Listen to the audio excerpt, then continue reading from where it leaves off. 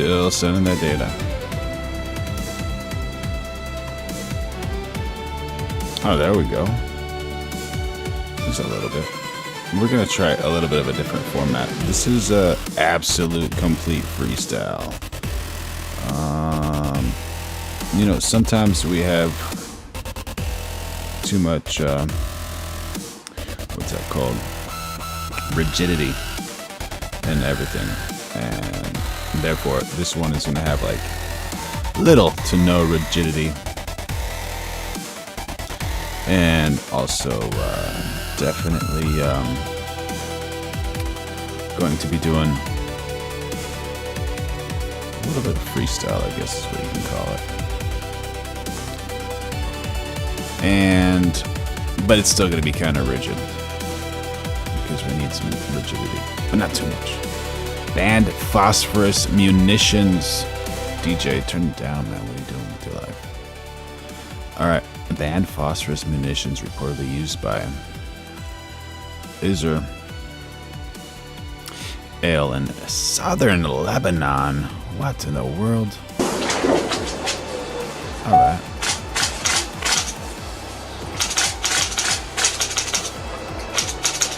What is that?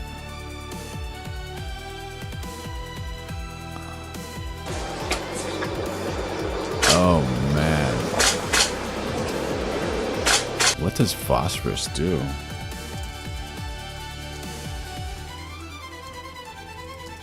That's what I'm curious about. Yo, Captain Blackbird. Oh, yeah, of course. Of course, bro. Of course. Phosphorus is an essential mineral that serves critical structural... how do I sound? How do I look? Who cares about how I look? But how do I sound, man? How do I sound? Yeah, let's all thank Israel for destroying international law and human rights. Absolutely. Serves critical structure and metabolic functions in both the human body and plants. And humans is primarily responsible for building and maintaining strong bones and teeth. As a weapon in Ware. Create dense smoke screens that obscure visibility and mass troop movements, and to illuminate targets or mark positions for artillery. It ignites instantly upon contact with oxygen, producing a thick white cloud of phosphorus pentoxide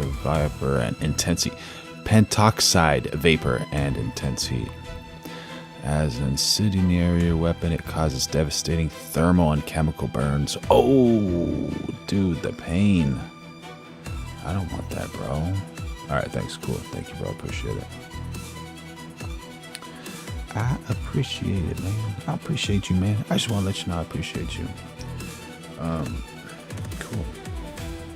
Yeah, so this thing, I guess, when I went to NAB, you know, we talk about content creation and all that type of stuff, and also the algorithm. I was running around doing so many interviews, and interviews were like decent, not good by any means, just decent, but met some cool people, got some good connections. I guess it was worth it, definitely worth it.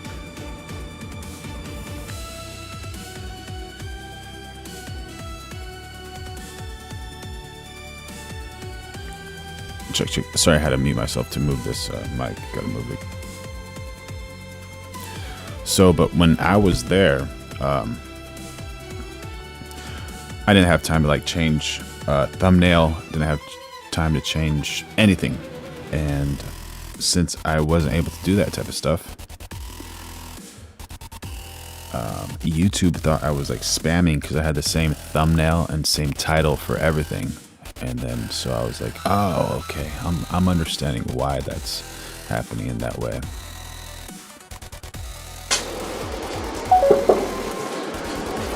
But yeah, that was the deal.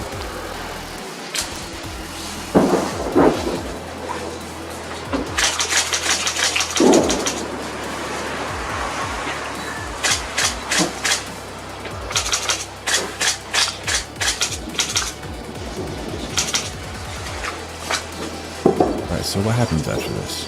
Is that just There's no real dialogue. Oh, there's an explosion. Little Katy Perry firework like Callie Chico was talking about.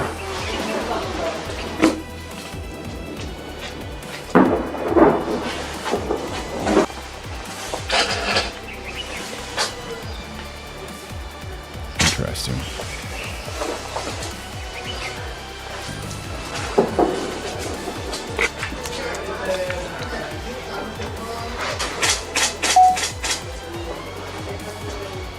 I guess they're just doing it over and over again. Is it in front of the same? No, it's different locations. That one looks like the same location as this one. Could be looping them. No, they're different locations. Either different locations or from different angles.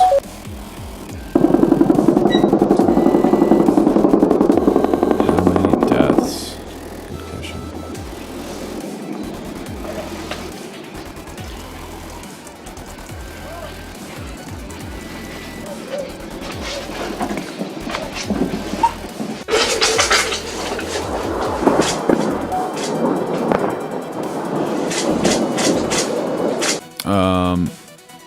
As of May 26, reports indicate widespread use of white phosphorus by Israel in southern Lebanon, causing numerous injuries, and over 173 cases of exposure to the substance reported by May 24, while the deaths from all Israeli strikes exceed 2,700 since March 2026.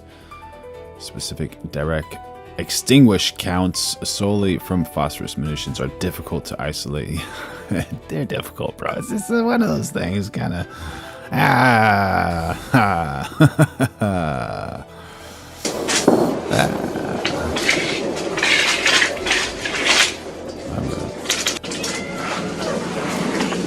Not a joking or laughing matter, but.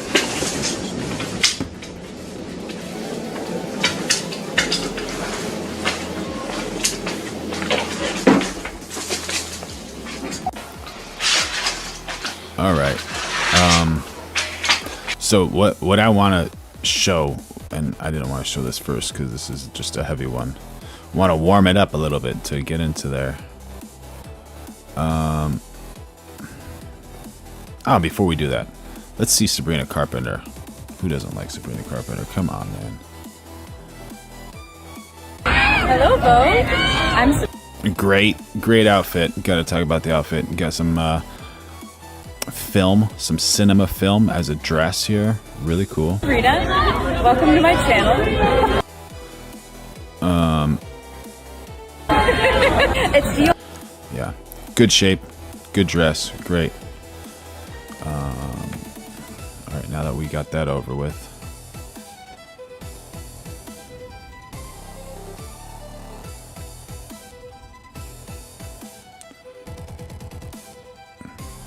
it's coming. All right, ex-Marine exposes Israel extinguishments at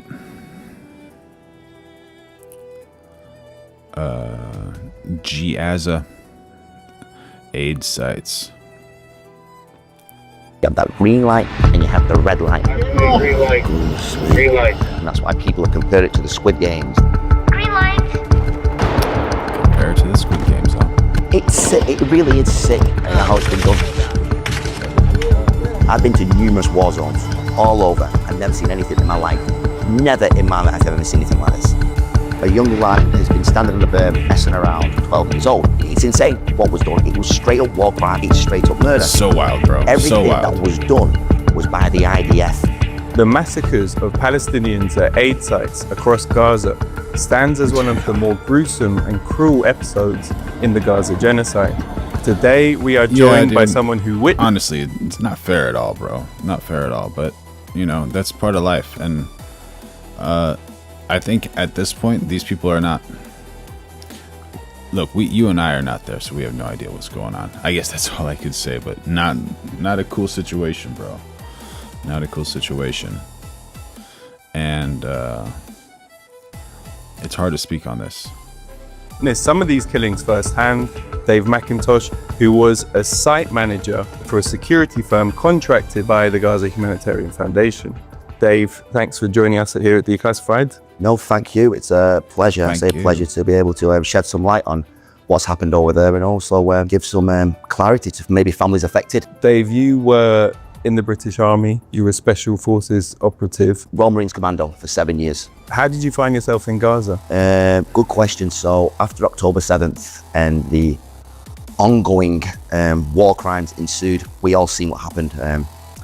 I won't beat around the bush, the genocide. So I felt compelled, not just as a former soldier, but as a human, to get out there and help. So since October the 7th, I wanted to get on the ground. I mean, about a year ago now, a friend came to me and said, Macintosh, you're still looking to go to Gaza? I said, hell. You know, one thing that it reminds me of, it's almost like some forms of communication are like similar to like theft. You know, like you can say something, but you might get in trouble for it. Just like if you steal something, you might get in trouble for it. I don't know if that makes sense. Oh yeah. Hell yeah, definitely. I didn't know what role. I wasn't sure on what role. I said yes. And if there is malpractice going on, but you know, I don't have anything to worry about because I love everybody. I love every single person equally, so I got nothing to worry about, bro. malpractice from GHF, I'll report it. Or the IDF, I'll expose it.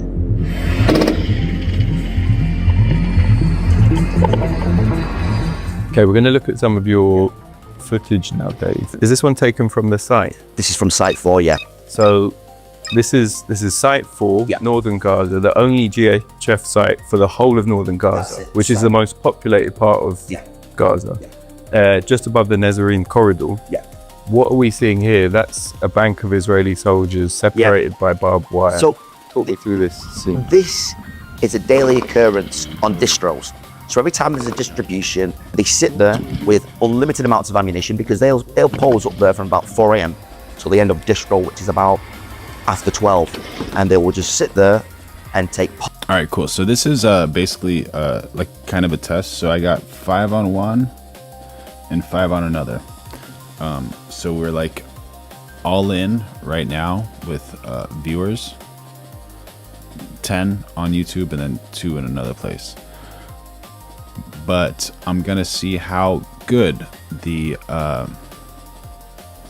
okay, now I'm 6 and 6 actually, but I'm gonna see how good the search function is, because my title and my description is very weak, so there's like very little searchability. And then also with this one, I decided not to put a thumbnail on this thing, so we're gonna see like what's gonna happen in the next few minutes when I develop this new title and thumbnail. Pot shots. Actually, what if you can, let's see, Captain, are you on vertical, or are you on your computer, or are you on your phone?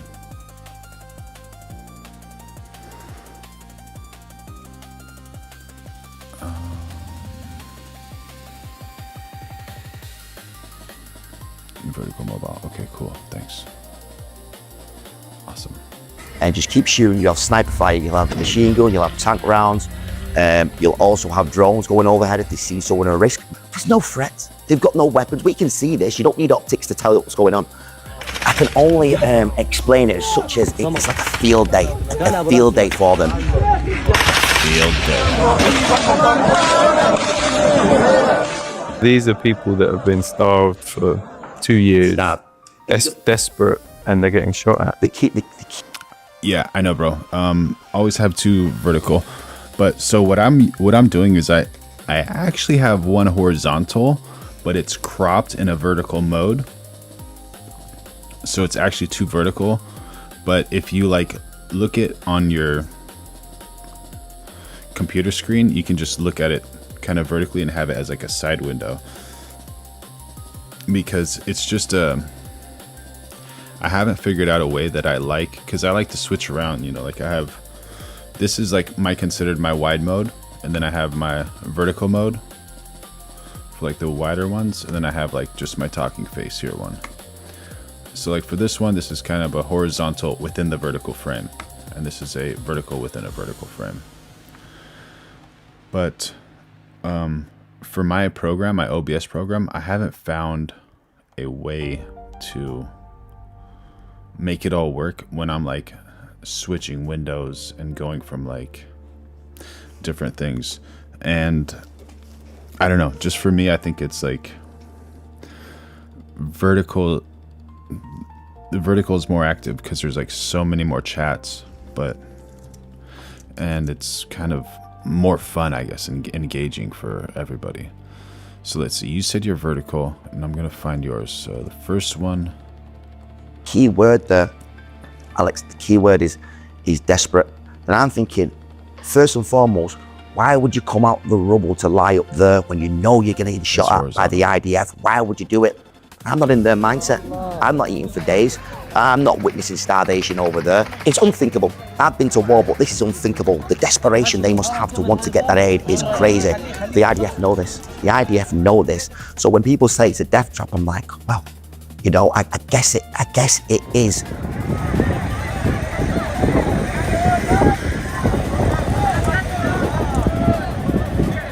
Okay, let's move on to the aid and the aid distribution, how it worked out. In the video there, I said you will always hear gunfire.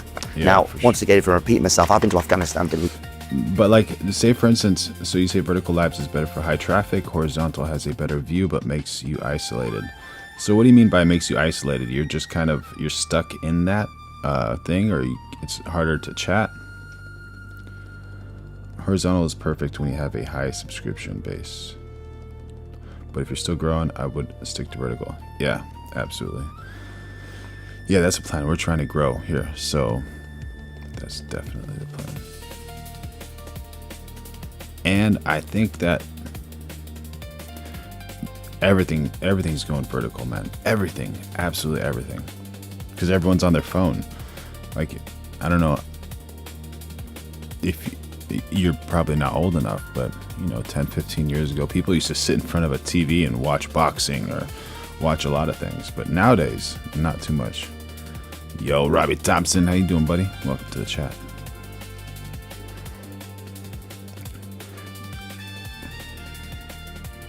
Yeah. And I think with like the vertical, you get a little bit more of that instant communication because your thumbs are already there. You're ready to start typing anyways. So Libya, been everywhere. I've been in active war zones. I've never heard as much gunfire and ordnance being dropped as I've seen over there. It's non-stop.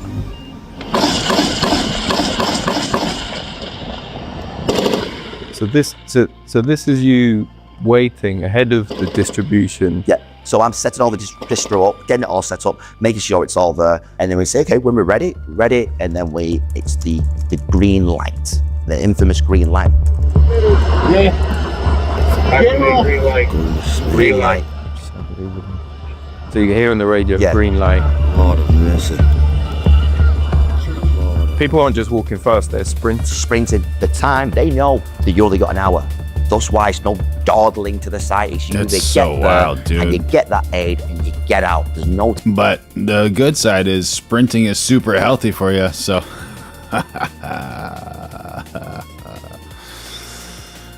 yeah. What's up, bro? Look at what? time to wait around. You have that green light and you have the red light, and that's why people have compared it to the Squid Games, that thing, and it makes sense because literally Yeah, bro.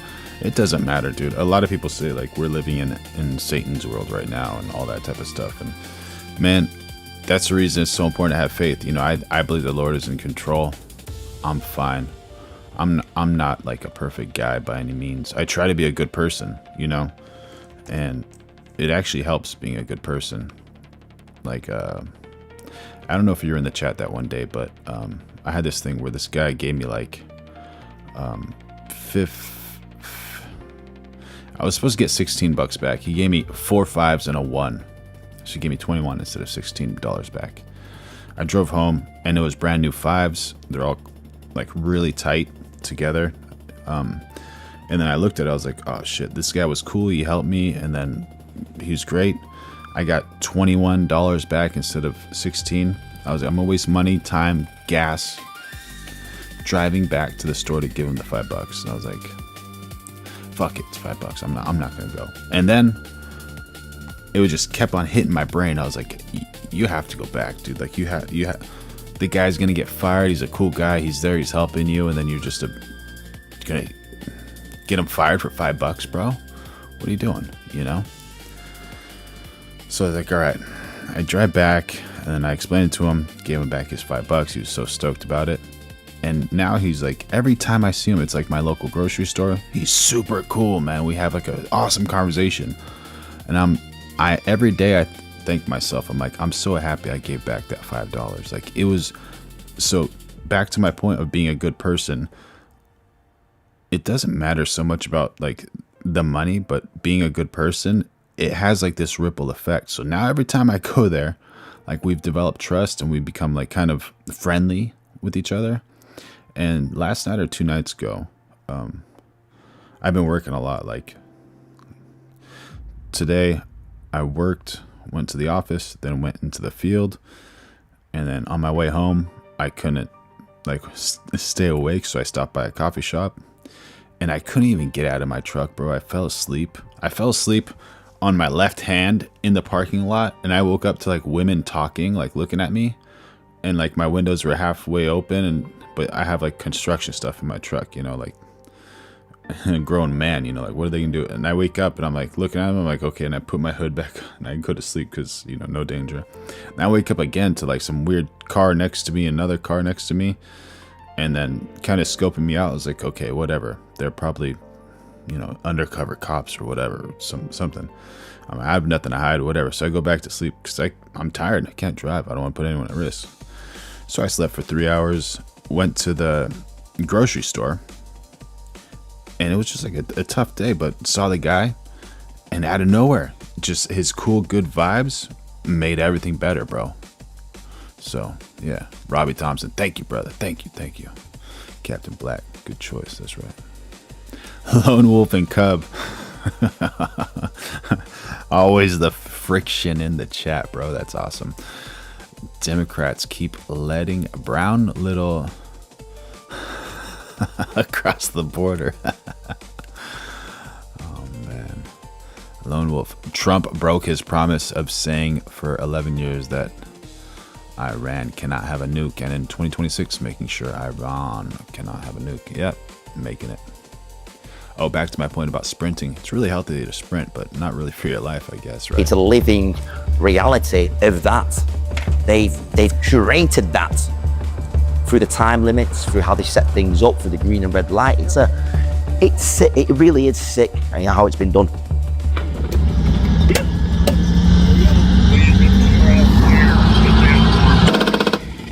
And you can hear the shots still going off in this one. Yep. So what they do is, if anyone steps out of what they believe as a safe zone. Oh yeah, and by the way, we're going live every single day of 2026, so make sure you like, subscribe, turn on those notifications, become a member, throw in a super chat if you want. We're developing the best community on the internet, and we have 2 goals. Our first goal is to reach 30,000 subscribers, and our second goal is to reach 1 million subscribers. So let's do it. Where the people are running everywhere, they'll fire. Whether they'll fire at them, more time they'll fire over the head, fire at the feet. This is where a lot of the deaths happen, they're firing.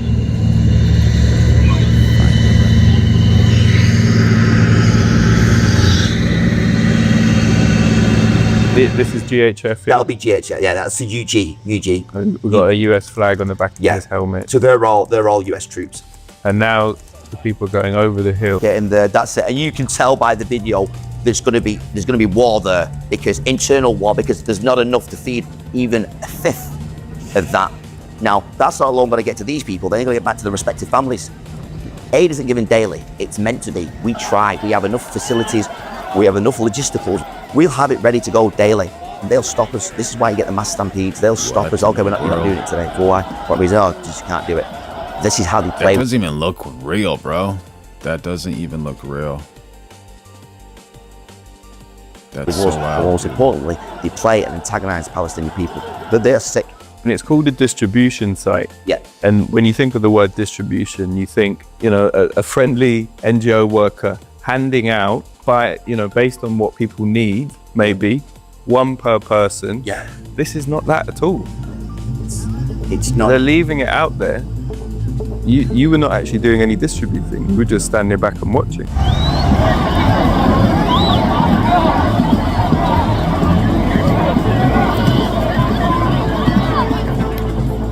There's a report you wrote on the 13th of September, and it has a breakdown of the timings. Yeah. Convoy arrived at SD at Site 4 at 7:49 a.m. Convoy departure 8:57. 1 minute later, distribution start 8:58, and then the site cleared 9:39. So that's Bloody hell. 41 minutes. 41 minutes for them to get Or- there. Captain Blackbird says, then they act surprised when they become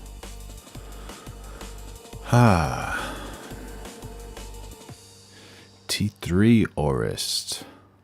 All right.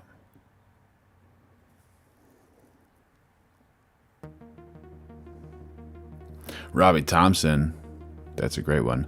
No one picks up their cross like we are taught. That's true, bro. That's true. Too afraid to carry their own cross.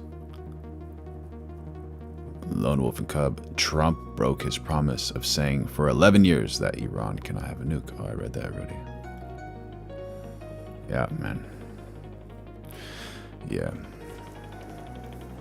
So, Hundreds, maybe thousands of to people. run from there to get in and get it out. And that's crazy because that's the window that the IDF kind of give us to distribute the aid. And let's be honest, that 1 hour time window is not because they have to move the troops elsewhere. It's because they want to just make a frenzy. You get in there, get out, and if you don't get out within that hour, then we'll open fire. There's an organization called Forensic Architecture, and they looked at an average of all the amounts of time that GHF sites were open. Yeah. This was between May and July, so before you got there. And the average across all of them was 23 minutes was the average time that it was open. It's insane, yeah. So as little as 10 minutes, some of them. And we're constantly battling with the IDF. No, we need to do it longer. We need to. No, that's it. So there'll be big queues of people that have come for miles. Seems like this guy's from the UK. Can you guys recognize where his accent's from? Maybe English? And what they'll do is, even when we've got loads of aid to keep handing, no, time's up now. Hello, guys. Woo, yes. Hello, hello, hello. All right. So you've got these kids waving up. Yeah. Just children, man.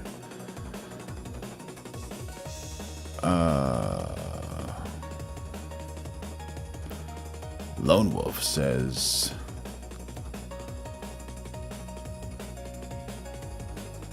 they don't want their president to fulfill the promises made with promises kept. Those are all future Democrat voters. These nasty commies. How you doing, Caleb? Good to see you, buddy.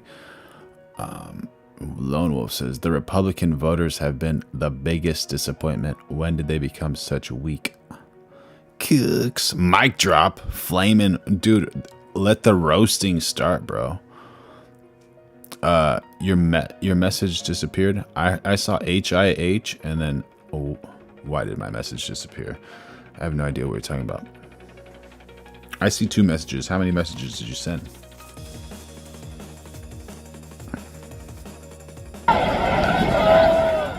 There's people and women and children that have queued up. And what's so sad, what is so sad, they'll still have smiles on their faces. They'll be a bit angry and they'll walk off and they'll come back next day. I'm like, how is that? You've gone for miles. Did you see we've still got food, but we can't give it to you. The IDF have said, no, time's up, we're leaving. You can't stay here anymore. It's mad. It's sickening to the core. But what stuck with me is the resilience and the love of the Palestinian kids and the women and the guys. They come here with smiles on their faces, not get aid, be shot at, all this stuff, and come back the next day. It's like, whoa, what must be going on out there that you could come here to this monstrosity and still have a smile on your face? How is that possible? And there's videos and pictures that you right posted there, Don't give up of hope. Palestinian kids 4, yeah. 5, 6 years Oh old. my God. And that's almost half their life. A lot of them are orphans. The children that come, they come because they don't have a family. They have to come and brave it. They don't come holding a parent's hand. No. They're coming on themselves. So more likely they are orphans and they hang around and they get Wrong the food channel. and they just What are you eat it. talking about? How are you smiling? And you know what's sad actually? Because what's sad? The kids are going, oh, they're singing God Save America. I'm like, the hell, you know, it's like pretty sad.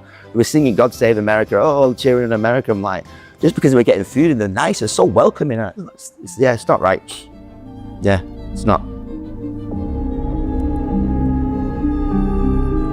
Oh, because Caleb, you're jumping from chat to chat, so, or maybe it's throwing you around chat to chat. Don't tell me this thing is. That's fine. Okay, so I work at Site 4, which is near the Nusrat camp.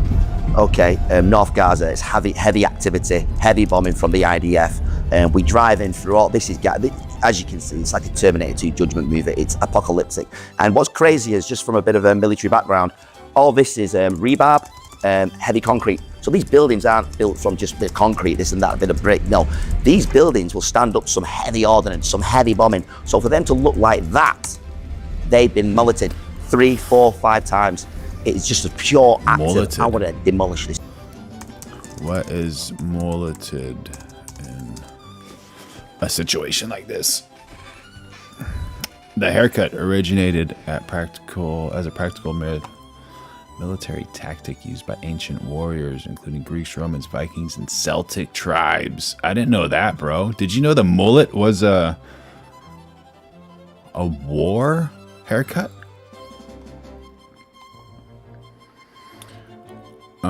Rather than a fashion statement, its design served 2 primary combat functions. The short front and sides prevented hair from obstructing vision or being grabbed by enemies, while the long back provided warmth and protection from the neck during the battle or camping.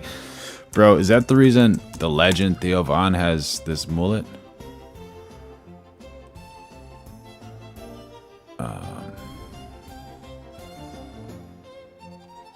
Yeah, dude. Theo Von's a legend, bro. I was supposed to go see him, but I was working. Yeah, tree.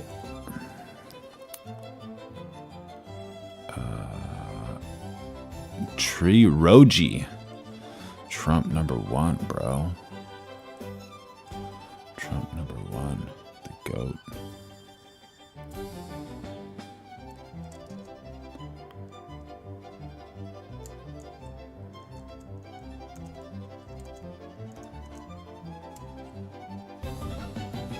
This area, and this is a small clip, but that goes on the whole of Gaza. Primal screams. It's decided the host needs a mullet today. All of Gaza is flattened. A few stand-up buildings, but those stand-up buildings have still been smashed. So now you're filming. Yep. Probably on the way in or out. This is on the way in. It's on the way in. So this is early morning. Early morning, yeah. So what? Just try and take yourself back to that moment when you're filming this.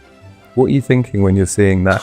You're driving into an apocalypse. And the funny thing is, I used to say to the lads, I said, imagine if you was just given a vision of this in the future. You'd think the world had been destroyed by nuclear weapons. You'd think there'd been a nuclear apocalypse. It's literally... All right, so we're at 10 with the vertical. We're going to try to do the title thing right now, see where it goes. Then we'll do horizontal after. Into numerous war zones all over. I've never seen anything in my life.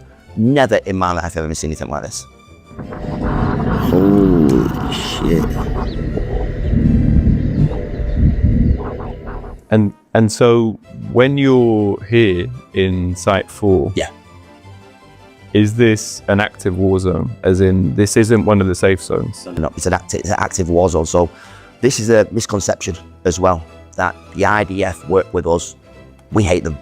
The amount of times they fired on us is insane. The IDF are fucking crazy. Just literally had about fucking 40 rounds on a machine gun hit that sand berm there.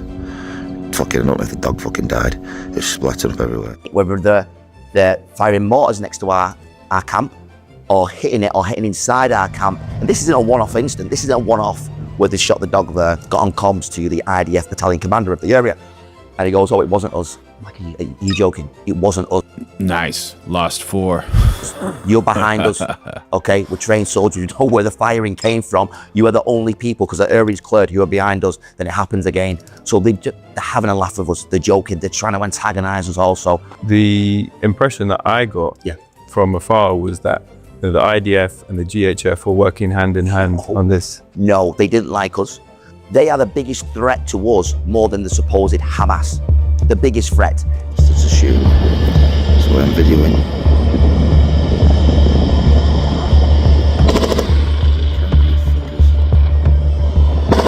And let's just, let's go back to that site. And I think the day was the 25th of September. Yep, 25th of September, yeah. And, I think from a distance you probably witnessed quite a few deaths, but this was one that you witnessed up close. Yeah. So can you just talk? Yeah, okay, so it was actually, so I've took the witness statements from 2 of my UG personnel, okay? So I'm doing, we'd finished distribution, I'm doing my reports of what's happened. What happened was a young lad had been on the berm probably 20 meters outside of camp, okay? Young boy, so everyone's, I'll just paint the picture. How old roughly? 12 years old, okay? Everyone's cleared off, this is Sci4, everyone's cleared off apart from the people getting their medical aid. They go away, then a young lad has been standing on the berm messing around, 12 years old. Now, rules of engagement, once again, it's always, you have steps. The guys, like, mate, come on, not so many terms, go away, you need to go away.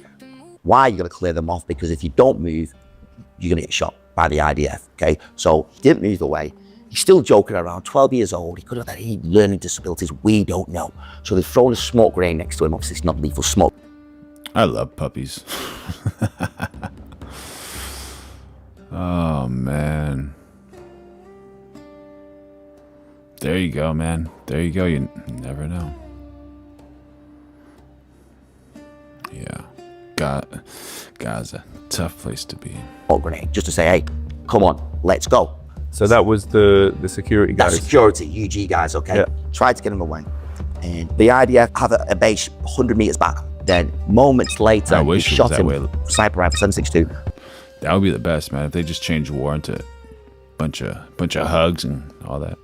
Gaza Football Club. To his shoulder. Hey, you're not surviving. You're not surviving that, especially a 12-year-old boy. He drops to the floor. Okay, he manages to get up. He gets to the bridge that you see. Gets to the bridge. He collapses on the bridge.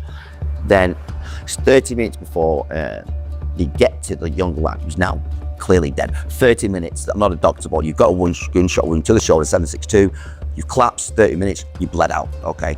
So then that's obviously taking him away. I don't know his name, don't know what happened. Who took him away? I don't know, it would have been just some Palestinians, that's it. So it wasn't an ambulance? No, it wasn't an ambulance, no. It's just a standard, took a salvage vehicle that they got, took him away. Just have an idea, is it this site you're talking about, and was he in this area here? Yeah, so he's around, so this is site 4, okay?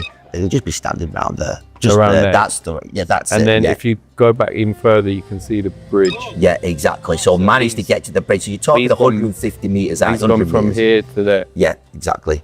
There would have been other guys around that witnessed. So you have these the most eyes on right here. Then you have other UG on the other side, but we have optics here, so we can thoroughly see what's going on. The guys have reported it, thoroughly seeing what's going on through the optics. Could the bullet have come from anywhere else? No, it's only, listen, we're all well-trained, like I said, all UG, Special Forces, everyone is well-trained, you know exactly where it's coming. What do you think, given with all of this, what's happening, how can we find peace? Like, is it actually possible? Like, these are some pretty gnarly things going on.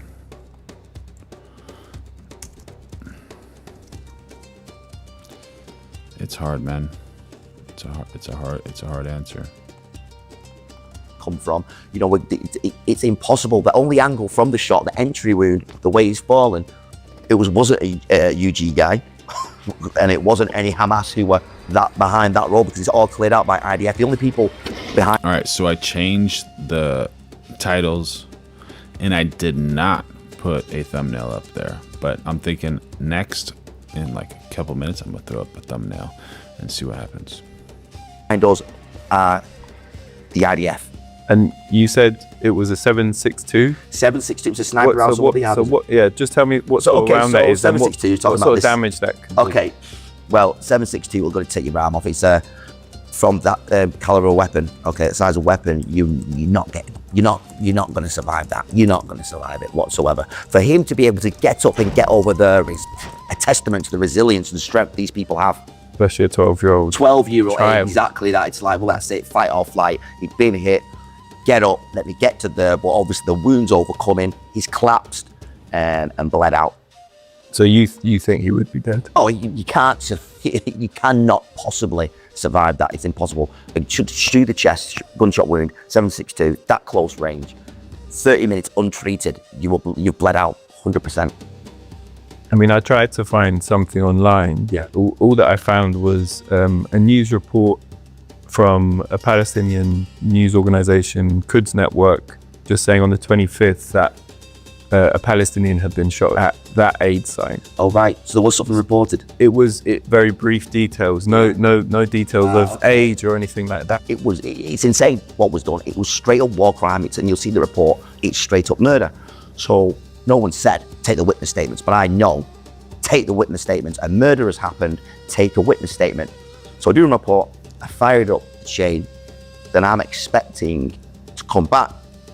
Let's take the guys in for a full-on debrief and an interview. Nothing happened. Okay, I've reported a murder. Okay, the young boy on site, nothing happened. Now hear me out here. It's like, and I sat and thought about this. I thought, well, what could actually be done? They go to the IDF, you killed a boy, we've not. Okay, well, we've got a report here. You got a video? No. Okay, well, we're gonna make it harder for you to even give aid if you carry this on. So it's all well and good saying, well, why didn't your hierarchy do something? Why didn't the ICC do something? Why hasn't Bin Starmer done something? Why hasn't anyone else done anything? Because they're all, to a certain level, compromised. I'm not sticking up for GHF, no, they should have done something. What do you think about this guy? Is he telling the truth, not telling the truth? Who is this guy working for? What's his angle? Something, they should have come back to me and said, get more reporting done on this. I would have liked that, but it didn't happen. But there you go, you've got one young lad there, lost his life, his parents don't know what's happening, maybe. All right, so good to know. But we have Khamzat versus Sean Strickland. And who do you guys want to win? This video is making me worried for Sean Strickland, but a lot of people have a lot of faith in Sean Strickland. And here, we'll watch the video and I'll tell you the reason I'm afraid for Sean Strickland. Whatever. Just like that. But also, you're gonna learn a lot from this video. Allegedly, bro. What do I know?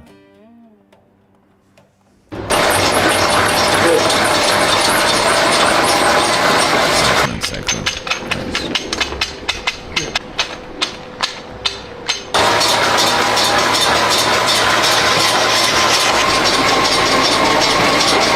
Did you get a road bike or a side bike?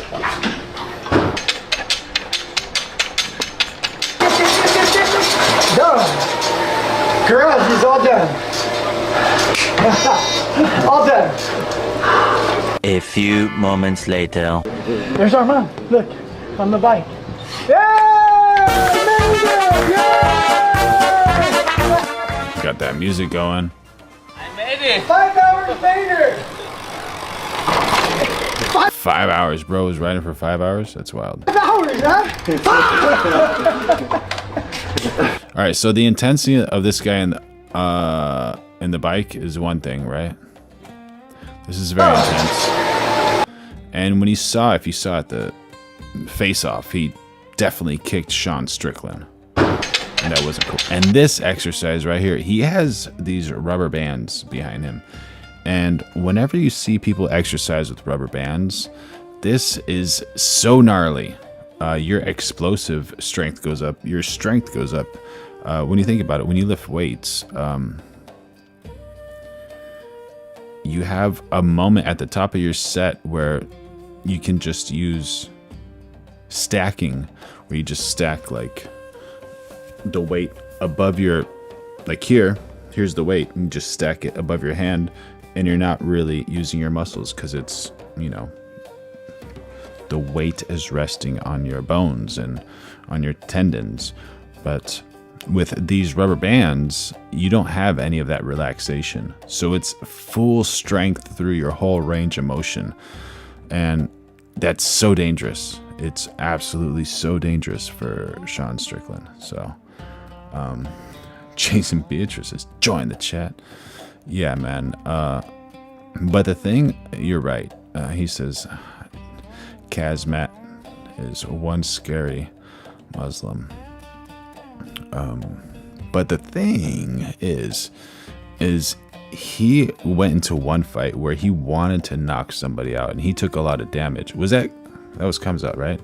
He definitely wanted to knock somebody out, but his go-to is wrestling and submissions and that type of stuff. But he can punch, he can kick. He's a dangerous man. He is a dangerous man. You said it correctly. Very dangerous man. So yeah, we'll watch the rest of this shortly. Done. Garage is all done. All done. A few moments later. There's our mom. Look, on the bike. Yay!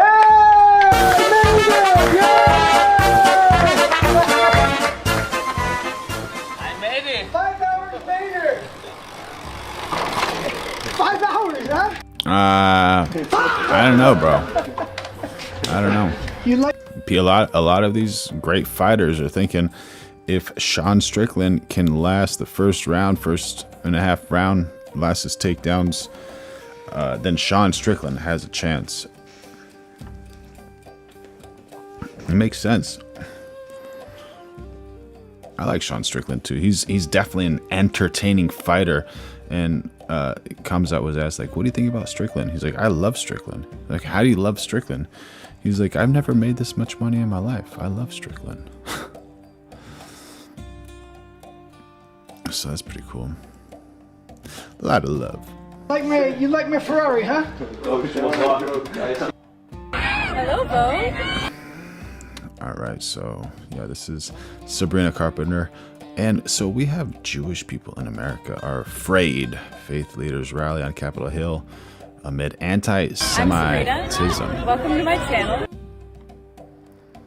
So what's happening As America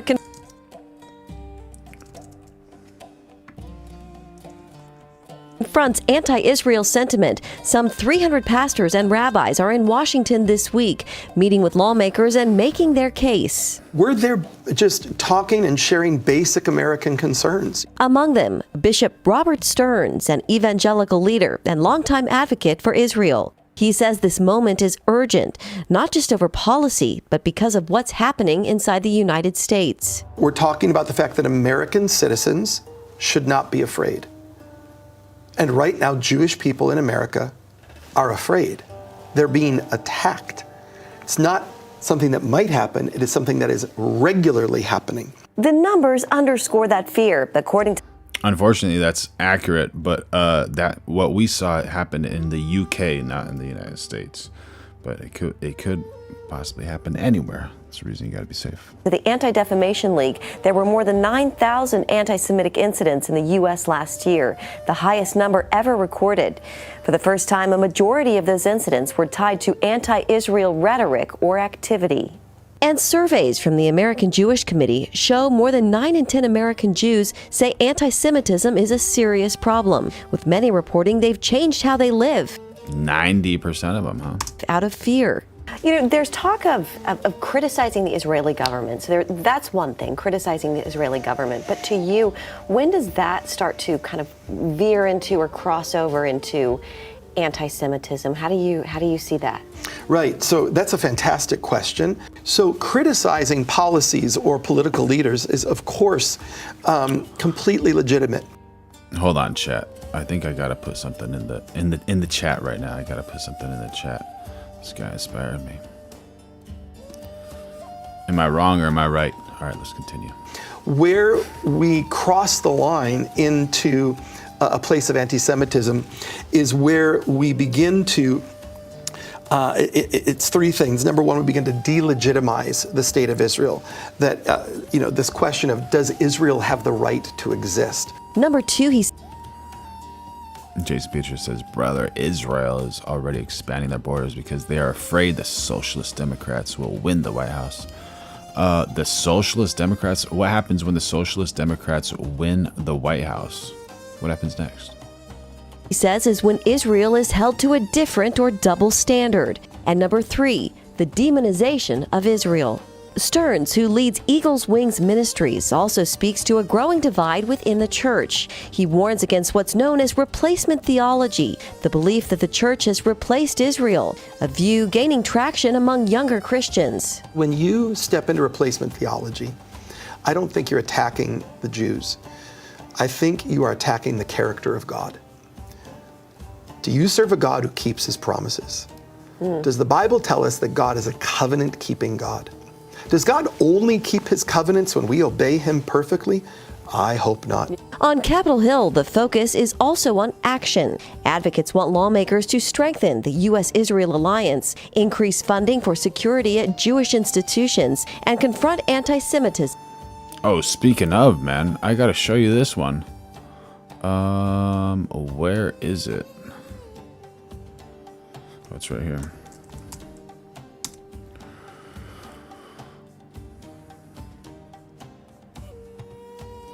Do you know who Bernie Sanders is? And what are your thoughts on Bernie Sanders? One thing that's a little wild to me in regards to Bernie Sanders is he's getting pretty vocal about a few things. So this is from a Bernie Sanders YouTube post. He's a commie, 100% commie, right?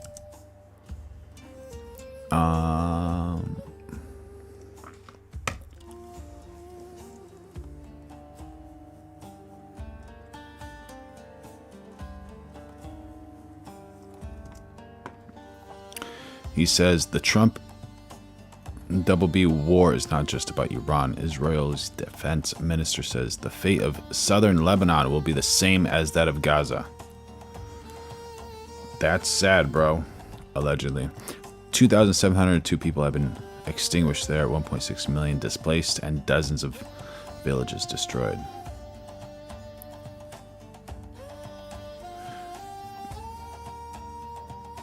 Is he talking about Gaza or Lebanon here? I guess he's talking about Gaza because it's a direct correlation. Or it's directly after that quote. No more U.S. military aid to Netanyahu. Pretty wild coming from Bernie Sanders, right? Given who he is, right? Or is that just on par?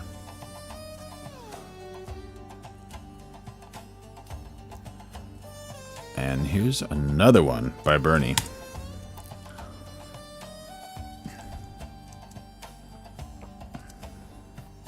This kind of arrogance is unacceptable.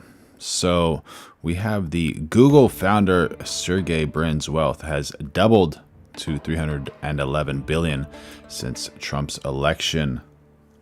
All right, this is Sergey Brin,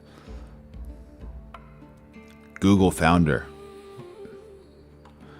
He founded Google. So gnarly, dude. Imagine that. How did he found Google? All right, so now he's spending 57 million to oppose a 5% billionaire's wealth tax in California. He'd rather millions lose health care than pay for his fair share in taxes. This kind of arrogance is unacceptable. There you go. You can definitely tell Bernie is a commie there, allegedly.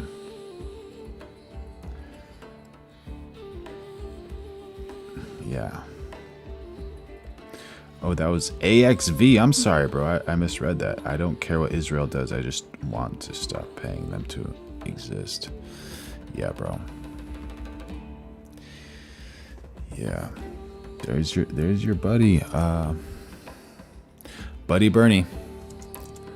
Buddy Bernie, right?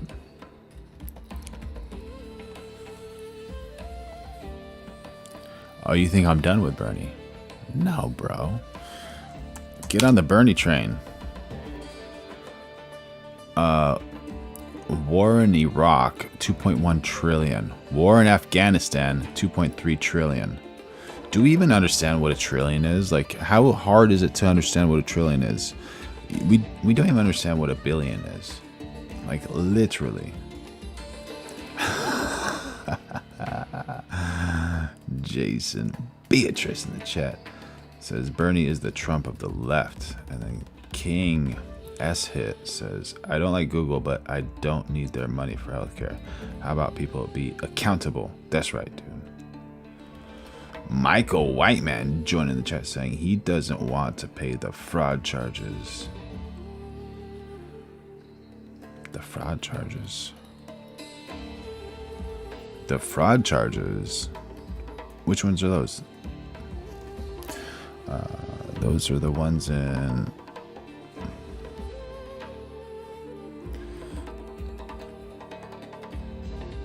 Okay, yeah. Rolf says, well, US has 39 trillion in debt. Idiot. I'm saying you said that to me, not I'm saying it to you. For sure, bro. That's right. We have 39 trillion in debt. Just put that in perspective. Let's round it up. 40 trillion in debt. One war costs 2.3 trillion. Another war, 2 trillion. So it's 4.4. Yeah, man. Instead of having 39 trillion, we could have 35 trillion if we didn't go to that war. Allegedly.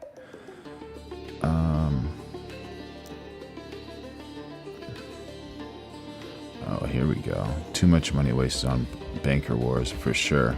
JP. Jazz Bass jumping in on the chat, broski. Thank you.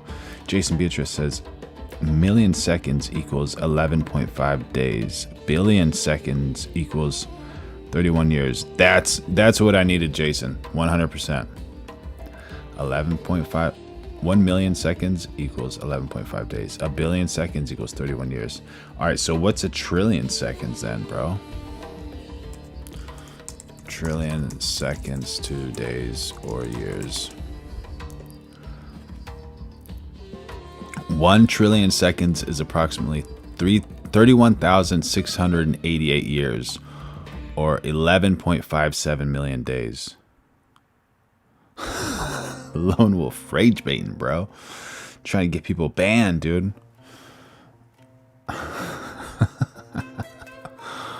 Oh my god, dude. Alright, do we understand that? A million seconds equals 11.5 days.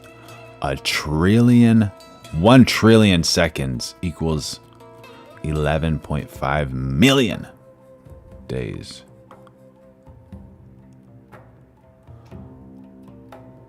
Yeah, dude. And then, so 39. Did you say 39 trillion in debt? Dude, yeah, that, now you understand it, kind of, but that's unreal, dude. Somehow there's always money for war, but never enough money for housing, education, or the needs of working people. We must and will change our national priorities. Get him, Bernie, get him, get him. What would YouTube be if we didn't have rage baiting, man? Like, honestly. Come on, dude. That's like one of the core pillars of YouTube. Who's at TL3082? Thank you for jumping in on the chat. Did he not support those two wars because he is Israeli first? Just asking, not a fact. Great point. But is he Israeli first, given what we've just seen here? Can you guys see that, or am I just being an amateur right now? Yeah, you can see that.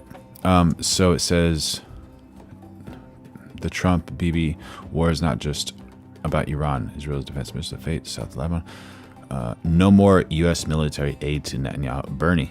Bro, I didn't make this up. I swear. I didn't make this up. I pulled it right off of his website. In fact, we can go to his website right now, and I'll show you. Is that where we are? Where's his things? Posts. Oh, right there. Look, here's the Google one. And here's the second one. Yeah, here's the second one. I did not make this. Watch, I'll show you it's live. Boom. Liked it. Dislike it. Comment. I can write a comment here.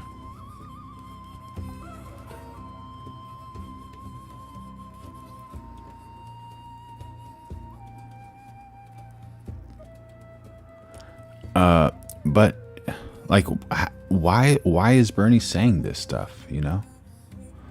James Moore, I'm voting for Jesus next election. Jesus. That's right, bro. That's right. Threshold jumping in the chat. It's complete and total BS to say that Trump is somehow controlled by Israel. Trump isn't controlled by anyone or anything. That's why they try to take him out.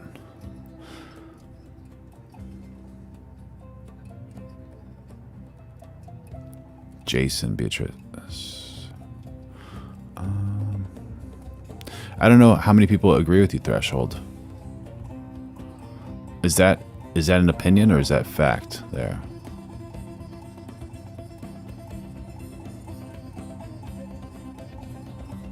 I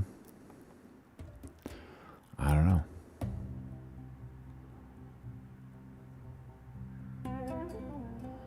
Jason Beatrice saying, have you guys noticed Democrats in Congress stop saying illegal war and now say war of choice? No, but I trust that I trust you that they're saying that. And what are they saying that for? Randamook says, so Iran has killed double the number of its own people than the U.S. has. Depends on who you ask, I guess. I don't know. Is that a fact? I don't know. My personal view, if you want to help the Middle East, give up your seat, go to that region, and start changing it. I never understood why you should do something for others before yourself, just saying. TL3082. I think TL3082 is trying to say America first, bro. Is that what's going on? Jesus is the king. He's coming back. I'm going to be ready. James Moore, 100%, bro. That's awesome. More power to you. By the way, everybody, we're going live every day of 2026, so make sure you like, subscribe, turn on those notifications, become a member, throw in some super chats. If you become a member, you get a bunch of cool things like you can have a emoji that is a septum piercing if you want to support septum wearers. Oh, you're Danish. All right, cool, bro. How's the education system in Denmark?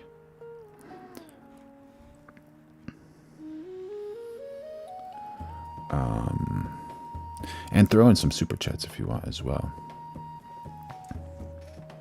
Harry Turner saying, shut up, you cannot.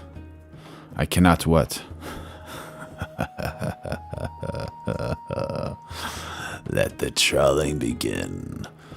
Here, I'll show you all the emojis. Oh, we got a new emoji actually exposed today, or released today rather. Those are those emojis for one chat. I'm gonna bring it up for the other chat. Right here, dude, right here. We got Trump, the goat, the septum, MAGA hat, a microphone that's on fire, the host, and then a gaslight.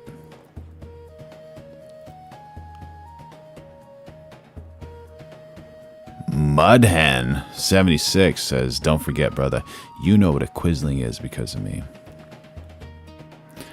I love these new words, man. I love you guys. You guys are awesome.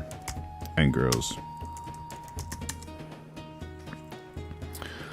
A traitor who serves as the puppet of the enemy, occupying his or her country. Oh, dude.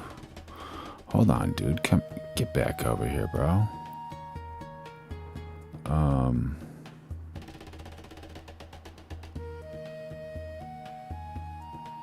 Mudhen for the win, bro. Quisling. Are you dropping that right when I'm covering Bernie?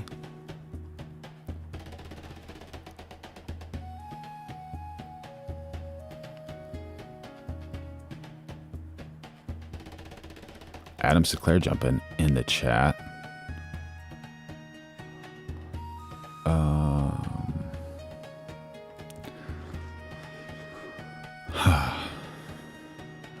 Let's see.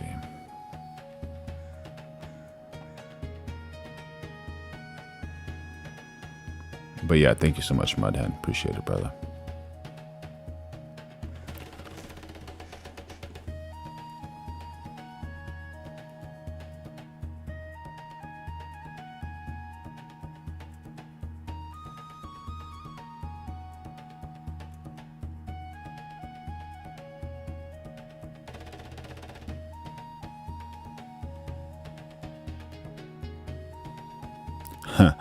Anthon33. I don't know if I could respond to that. I don't really understand that.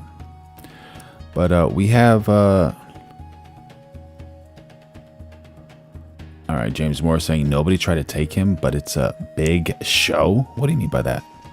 You talking about Jesus?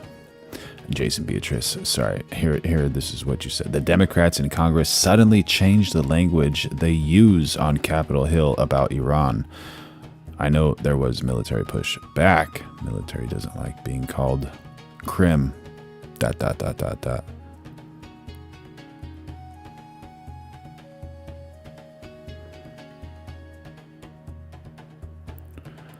Oh, Threshold says this is the reason I don't subscribe to this channel or give it a like. Thank you for your input, Threshold. Which reminds me, make sure y'all like, subscribe, turn on those notifications, become a member. Throw in a super chat. It helps the channel grow. And share it with someone who wants to see this stuff.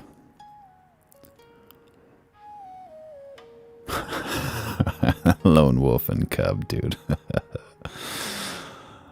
Oh, man.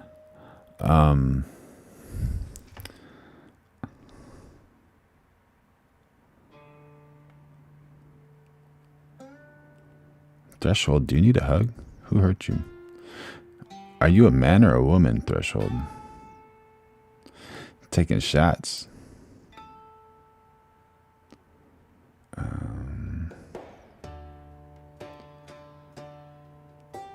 Government job isn't to pay for adults' housing or raise their children.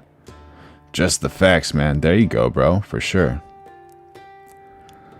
What is the government's job? Like, literally.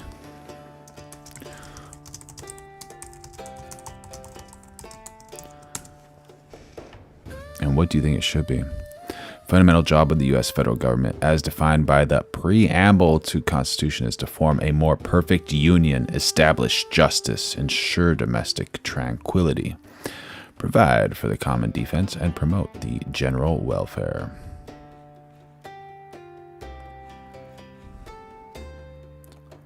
Great chat. Just facts, man.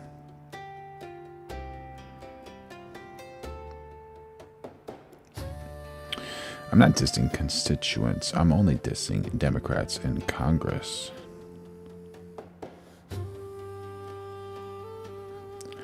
Lively Giant, what kind of money do you want for education? What do you mean by that? What do you mean money for education?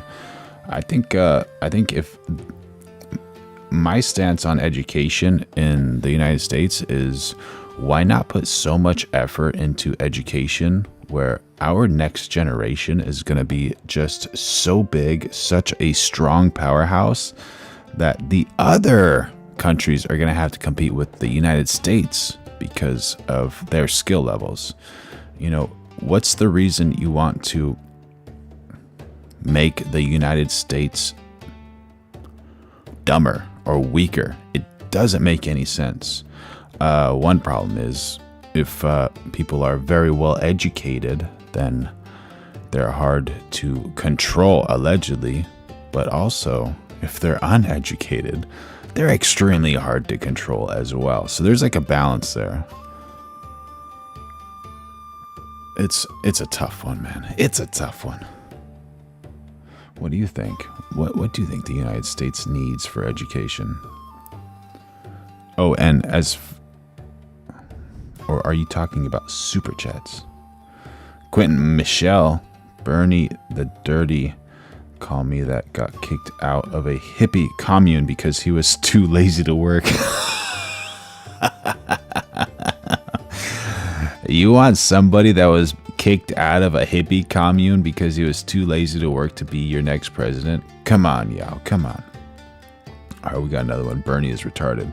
Oh, dude, the truth of Bernie's coming out.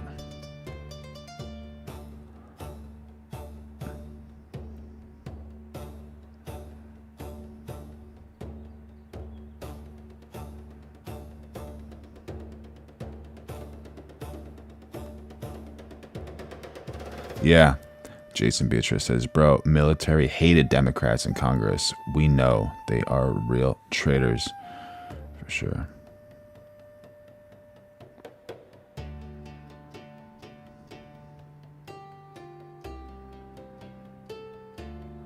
We got TL 3082. Well, I am South African and Danish, but we have the same thing here. Do something for Palestine. Do something for everybody.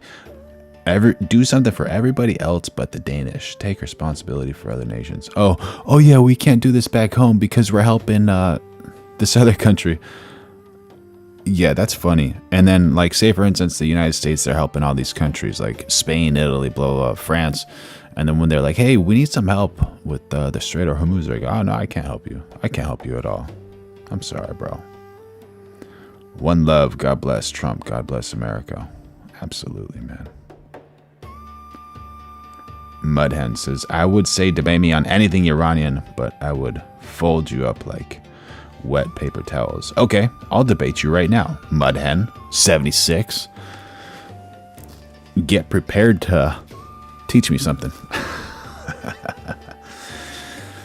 Is it true that Iranians, specifically the Muslim Iranians, want to extinguish the West, or only extinguish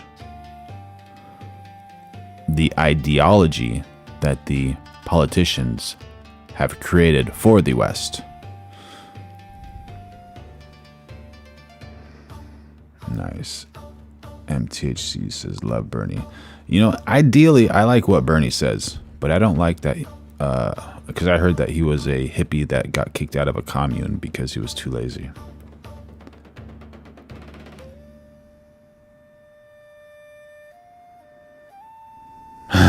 Threshold is a bot. Yeah, people are like, oh, why don't you get mad at people roasting you? Bro, that's fine, dude. Let them roast. First Amendment, you know? Let somebody speak.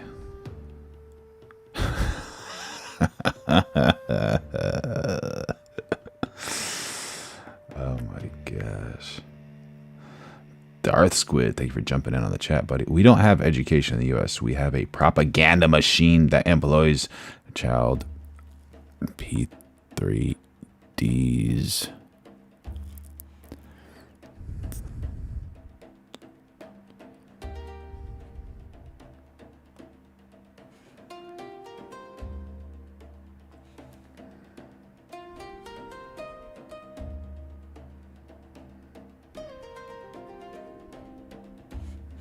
All right, let's see what the other one says. Yeah, this is that one. Okay. Oh, Bernie.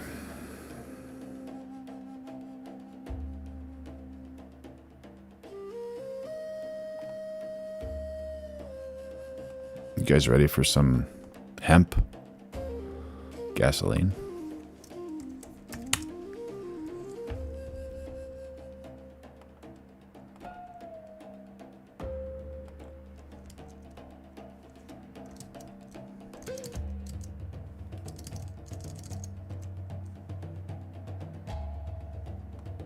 Sorry for the frame.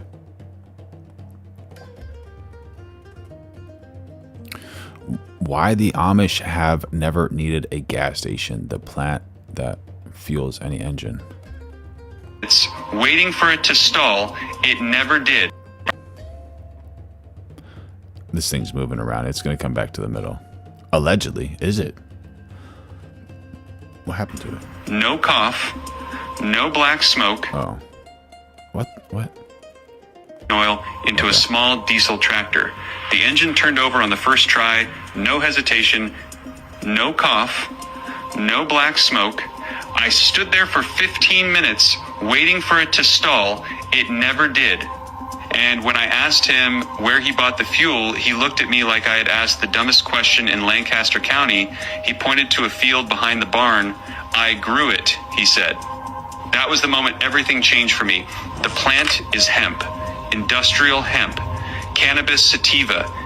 And I need to be clear about something right now, because the confusion between hemp and marijuana was manufactured on between hemp and marijuana was manufactured. Okay, I can't pause it, but I know where it is. We got WT Mudhead 76. Just whenever you see Restream Bot and then you see after Restream Bot, there's an @ sign, and after the @ sign, that's the username. So that's who you're talking to. But let's see if you got back to me in my question, because you're about to teach me something.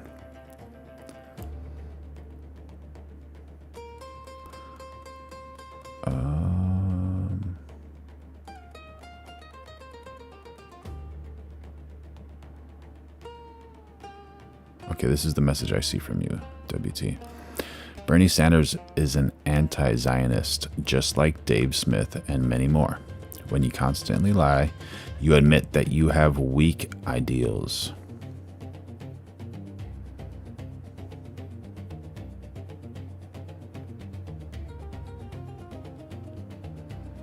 Sounds valid.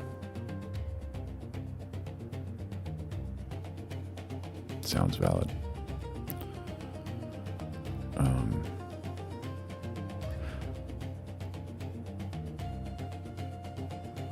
Okay, I don't know if you talked to me about the Iran thing, but all right, no worries. We got to go in from TL. Spain just had, sorry. What was the library one? I had a library one that was pretty cool.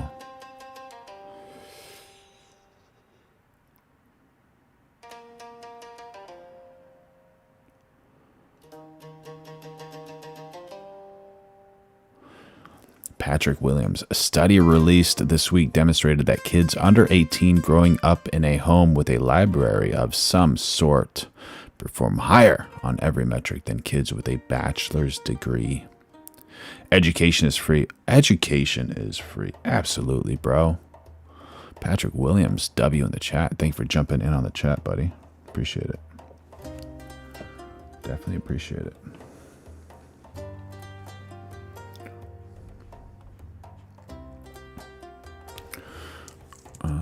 Let's see.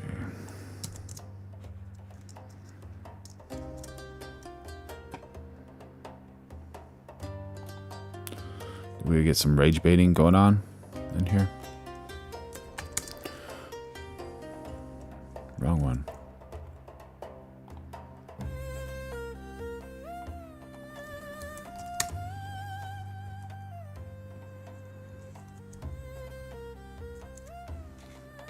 And we have General Jack Keane in studio, retired 4-star general, Fox News senior strategic analyst, chairman of the Institute for War. So, General, here we are in day 31 of a war with Iran that's 47 years in the making. How would you characterize this mission so far? Yeah, well, first of all, I think it's the right goal, the right mission. The American people understand that after the 12-day war, what was surprising to Prime Minister Netanyahu and to President Trump and advisors around them is the renewed commitment that Iran had to all of its goals. And by that I mean they began to rebuild the missiles that they lost. They made a decision to recover the nuclear program, even though it was set back considerably. And they were going to increase their drone production. And they immediately began funding streams to TL 3082, sorry about that. Now I'm getting to it. Spain just have citizenship to 500,000 migrants, did not see any women or children. And the guy who did that is in China, right? Meeting with China, not the USA. I would call Trudeau the Spanish version. Yeah, Trudeau's getting a lot of heat, man. Trudeau's getting a lot of heat. Make sure y'all like, subscribe, turn on those notifications. We're going live every day of 2026. Become a member. Throw in a super chat. It helps the channel. Trying to stay afloat, give you some knowledge, some entertainment. And if you become a member, you get so many perks. It's unreal. Did you guys see the latest design we just did for, who did we do? Oh, okay, we got Damage Inc. We did that design. I think it's above Damage Inc. Yeah, here's the, oh, I'm in the wrong thing. This is for Cali Girl, a member. And then we did this for Captain Blackbird, legend in the chat. We got a bunch of cool ones. This is one of my favorite ones. And then we got the poll. And then we got this one for Stephen Wells, one of the best supporters of this channel. Just an angel on earth. And we got some really cool ones for him. So the concept behind this is kind of like, if you look at this, it almost looks like a, you know, like if you go golfing, the mountain is like, this is the top part of the mountain, then a lower level and a lower level and a lower level and a lower level. And yeah, so I designed this. And if you become a member, I show you how to make these types of things. And then if you find someone who like needs a logo and say they're like, oh yeah, I need a logo, I'll pay you $10,000. And you're like, yeah, this person needs a logo, but I don't want to design it. Here, you design it. And I'm like, okay, well, since you referred, I'll give you 10%, and you get $1,000 just for giving me a client out of nowhere. But anyways, that's one of the benefits you get as a member. You learn how to do this type of stuff. It's pretty cool. But anyways, I digress. We're always trying to bring like value to your life in any way possible. Like, these are pretty cool things, right? And some of you might know what, oh, this is a nice one. I love this one. See the S and the W here broken up in the pattern. Got that little SW down here dripping. Got that leather background, brown and gold. You guys might know what this means, right? Maybe. Anyone?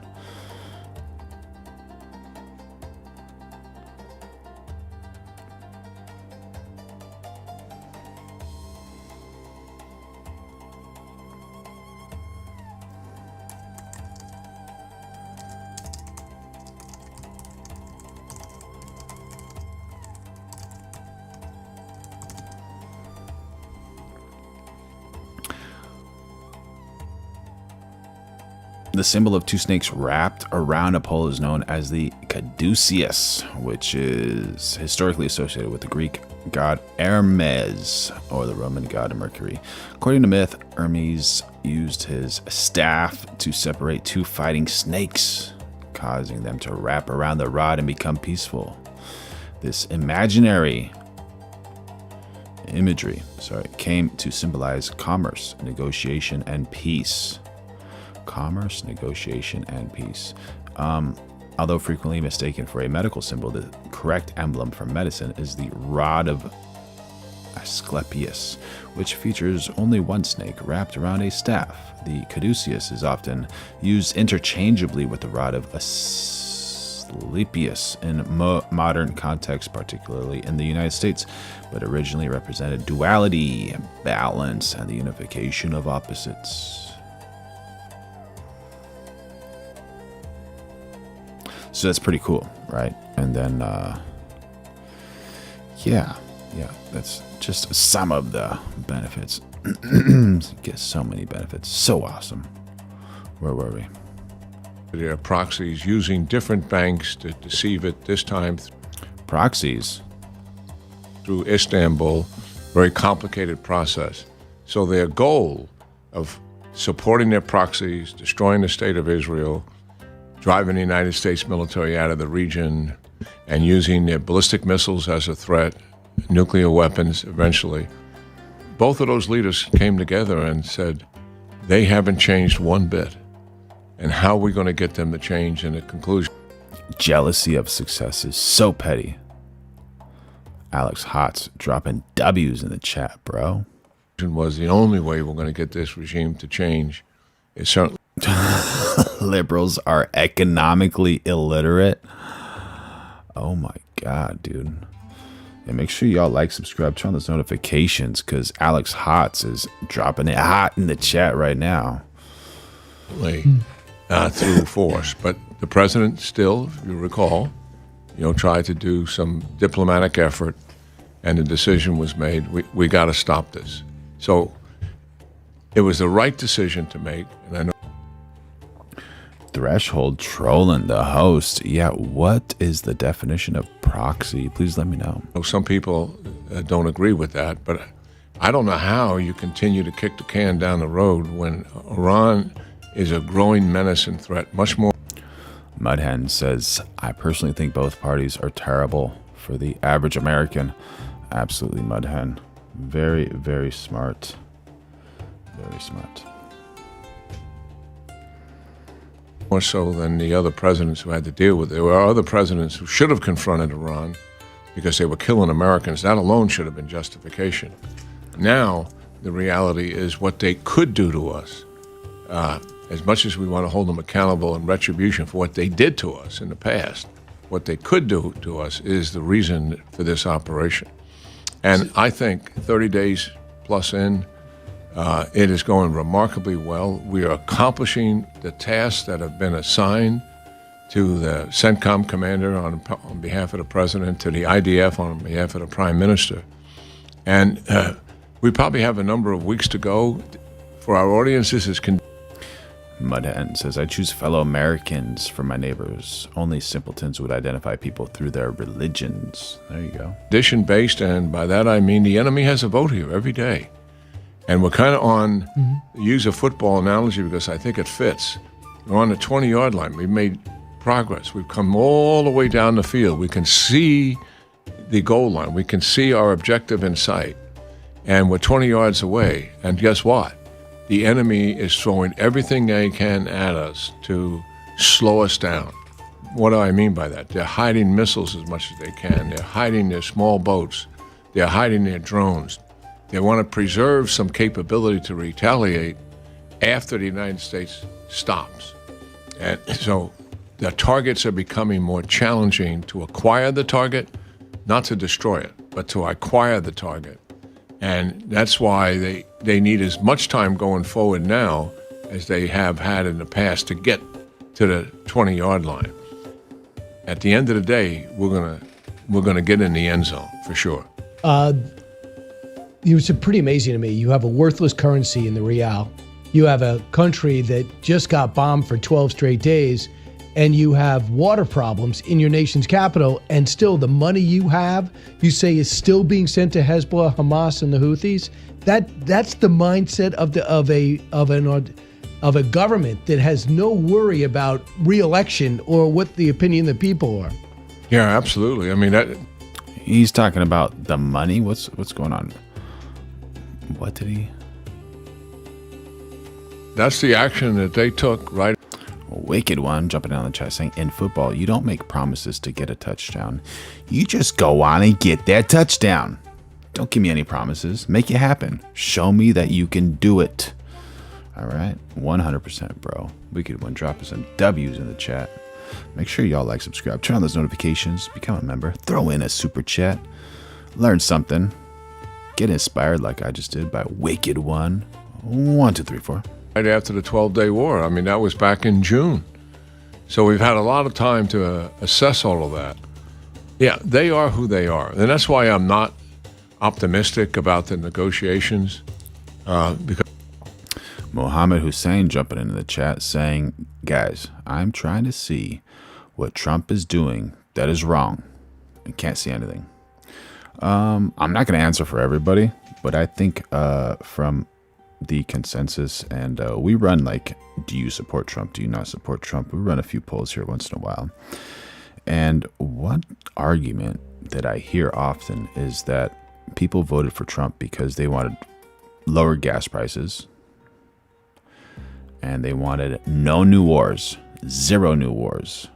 And don't get me wrong, I think Trump is one of the most entertaining speakers around, but that's what people often say about Trump. They're not happy that we're in these situations with Iran and Israel, with Ukraine and Russia, and so many other situations that are not necessarily, that are seen as not beneficial for the United States and the future of the United States. Because the Iranians, what they would have to do to meet our demands is give up everything that we're taking away from them by force. And they're not going to do that. And even if they did that, I still prefer the military option. Why? Because the military option so weakens the leadership that they're going to be in very difficult shape. And the military... Wait a minute. Pluto Boy jumping in on the chat. The two I said previously, and then Pluto Boy adds national debt. Can you explain that one? Corruption. Can you explain that one? Using FBI to target political opponents.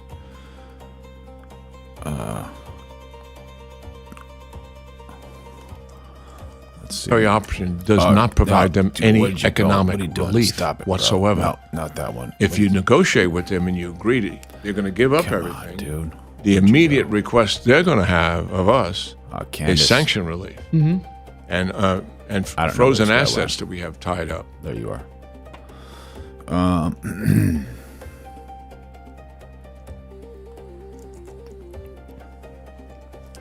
Did Donald Trump use FBI to target political opponents? Yes, Donald Trump has used the FBI and other governmental agencies to target political opponents during his second administration. He's so funny, dude. I shouldn't be laughing, but he's so funny. Dude, what in the world, bro? No, not that one. I'm gonna... Let's see, 1 second, chat. Let me just get rid of this. Alright. There we go. I just... Lock you. There you go.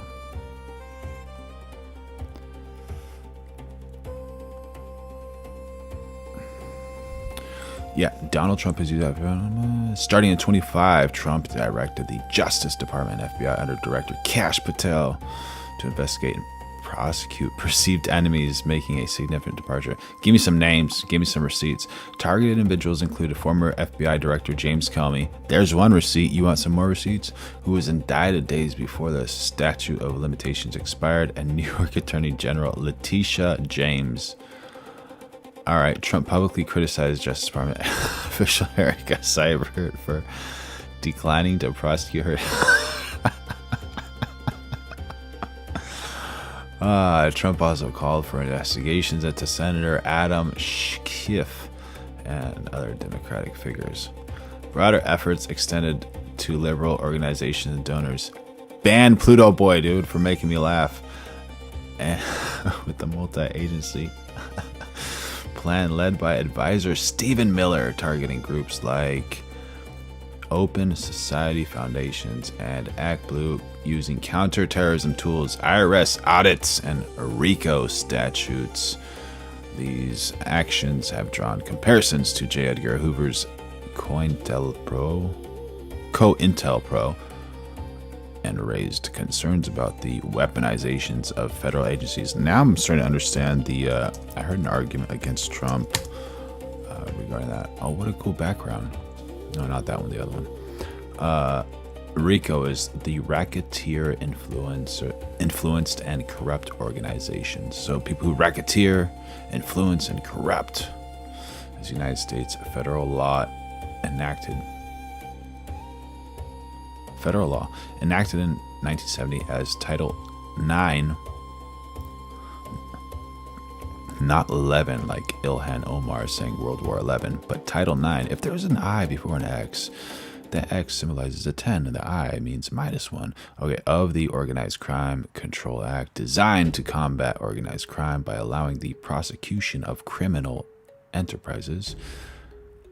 It targets individuals who conduct or participate in the affairs of an enterprise through a pattern of racketeering activity. Dude, that sounds like a heavy job. Heavy job. They're not hitting anyone. Craftsman jumping in the chat. How you doing, buddy? No, we're talking about how Donald Trump used FBI and other governmental agencies to target FBI Director James Comey and General Letitia James. And because Muhammad asked me about what people dislike Trump for, and Pluto Boy made us laugh.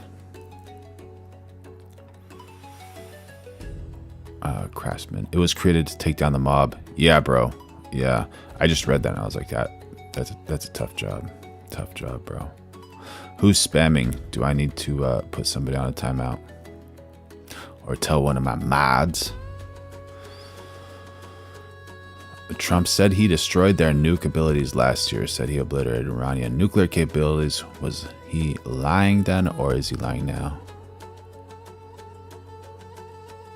Instead of war, they should just box it out. Oh, bro, 100%. 100%.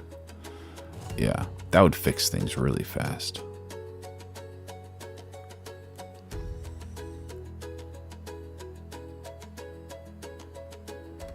Oh, Threshold.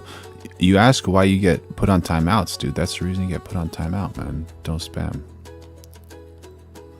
Trump is the most corrupted president ever.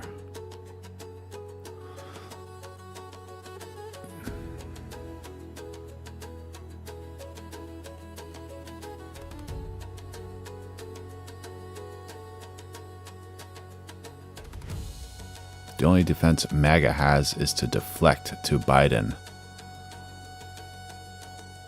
Comey. Pluto Boy 85.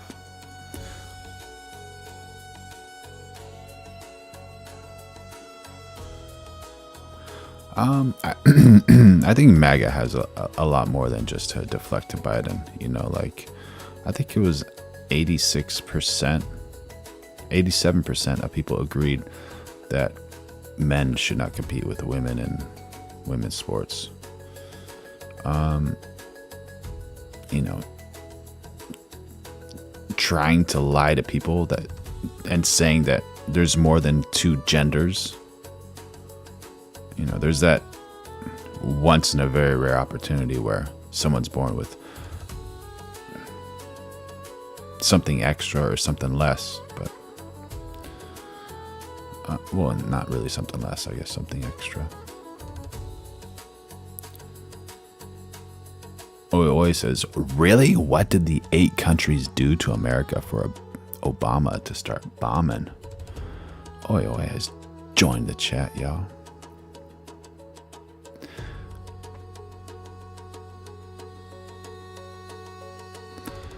Matthew Gardner says, I thought Obama was the most corrupt president that we ever had. Please expand. Would love to know more about that, man. For sure.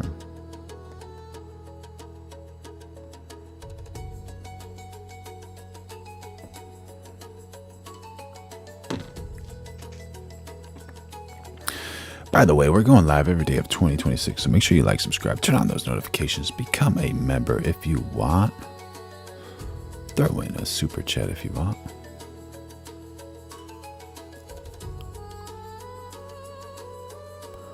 Oh, Mr. Good Citizen. All right, Threshold, you got to stop spamming because it's hard to have a conversation over here, honestly. Love to have your input, but if you keep on spamming the same thing, it's really hard to have a good dialogue. And I'd like to keep you here. I see you roasting me and you're making fun of me. I'm okay with that, but just spamming, it's just not nice because it kind of ruins the vibes for everybody. And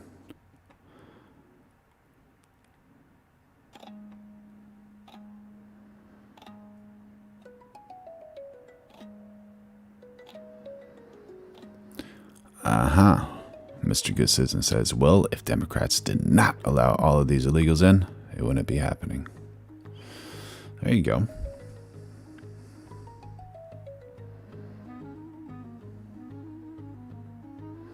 Who's mocking someone's extinguishment?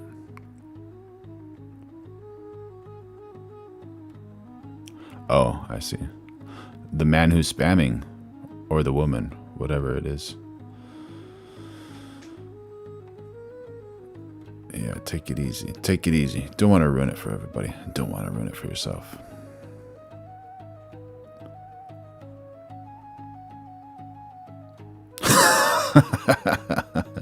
Jason Beatrice is hilarious, like always, bro, saying I should have access to everyone's home address for this chat.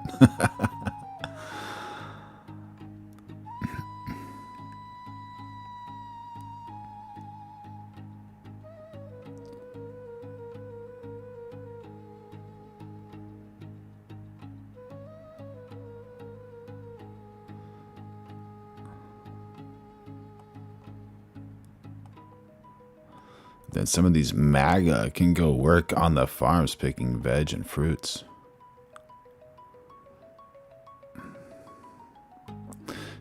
Yeah, that's a lot of movement. It's a lot of body movement for sure.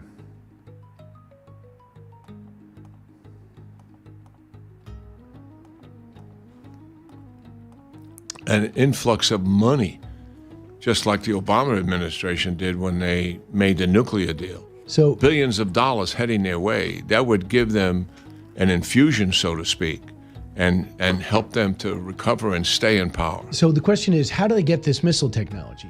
North Korea, according to a report today that you probably knew about already, in 2005 gave them what they needed to have an intermediate range rocket, the one that was attempted at Diego Garcia. And then we have the ballistic missiles are from China. And the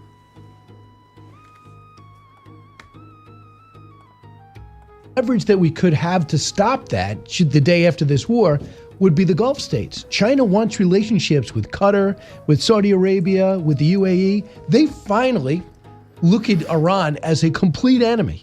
And maybe that would help the possible rearming of Iran, the outlaw state, if China learned that economically you're not going to benefit from anything to do with the investments of those states if you continue to be the benefactor of Chinese military. Excuse me, of the Iranian military. Yeah. Well, would that get their attention? For our audience to understand, the most significant strategic change in terms of U.S. national interests really has to do with the coalition that came together, Russia, China, Iran, and North Korea. And we're just several years into this. But they truly are partners. And it's in Russia and China and North Korea's interest for Iran to achieve some kind of a victory here, for the United States to stumble. And that would reduce the United States' influence in the world. That is why they're all in, supporting Russia in the Ukraine war. I mean, the Iranians provided and developed these one-way killer drones. That was their conception. They built a factory in Russia. The Shahed drones that fly into Ukrainian cities by the hundreds. Cheaply. They just flew into Odessa this weekend. 252 flew in. They killed them all except 21, which did penetrate. That's Iranian-developed one-way drone. The North Koreans put thousands of troops on the battlefield and gave them huge amount of artillery, which was a major weapon system for them, and the artillery pieces. And China has been their financier. They've been buying all this Russian oil at discount prices. So they're all in, and we shouldn't be surprised. I was surprised during the 12-day war that they had their hands off and not support Russia and China in particular, and not supporting the Iranians. But they're much more in now. So is there anything we could do to back them off? For example, the president said, well, kind of figure that. We do the same thing with Ukraine. That could be what he says publicly, but they might be supplying. They might be supplying. One more step. What do I need to do this for? Cars? All right, fine. Let's see. Am I...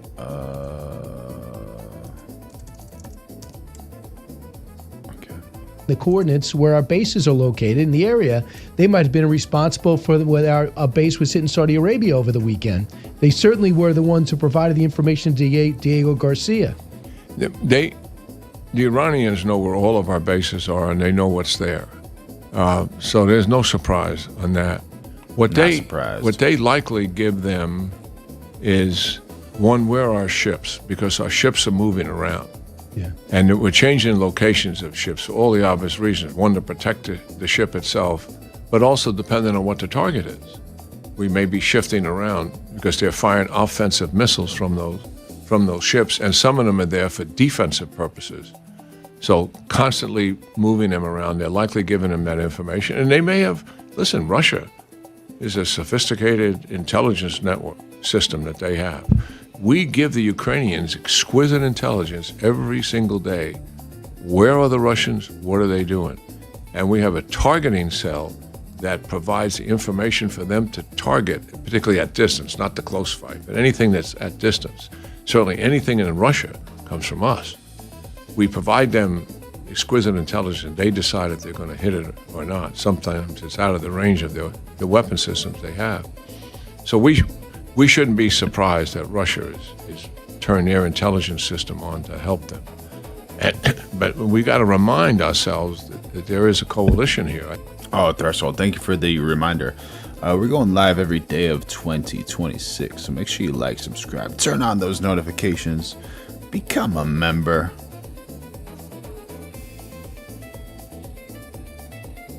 You get so many advantages when you are a member.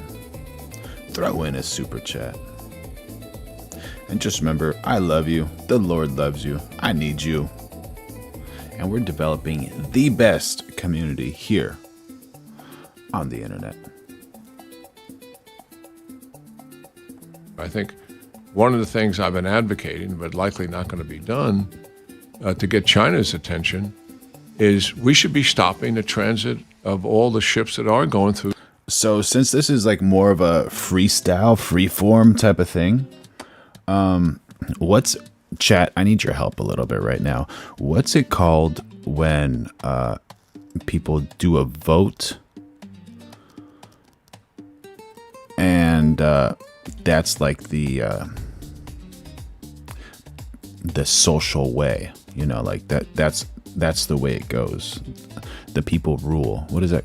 Threshold? Do you know what that's called? When like people vote for something, like if they vote to pass a law or if they vote to make something happen or not happen. What's that called?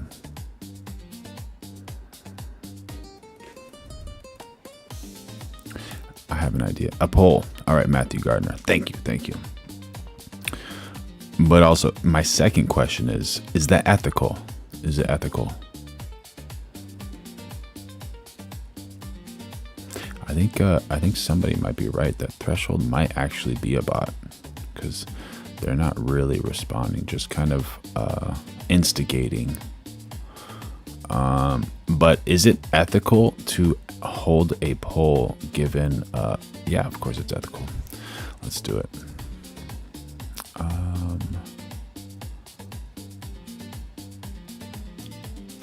But I'm not going to put any names. But I'm going to make a poll right now. Is it ethical to have a moderator put someone on timeout if they are spamming?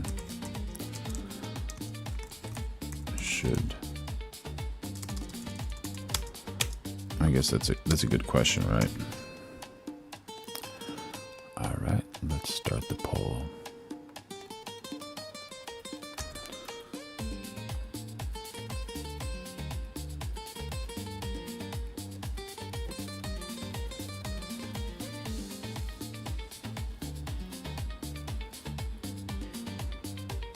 When everyone has a vote, no one person's answer means anything.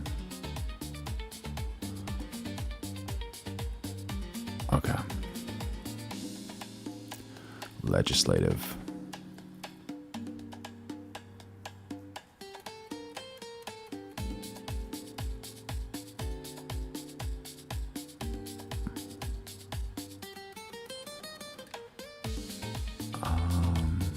Oh, maybe you're just not on.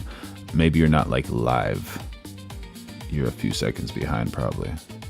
Maybe the chat's instant, but the video's a little slow for you. That makes sense. Because I asked that question like 2 minutes ago, maybe.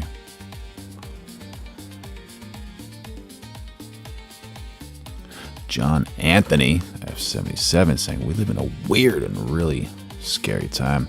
There are more conspiracy theories than grains of sand. Absolutely, buddy. Absolutely. Absolutely.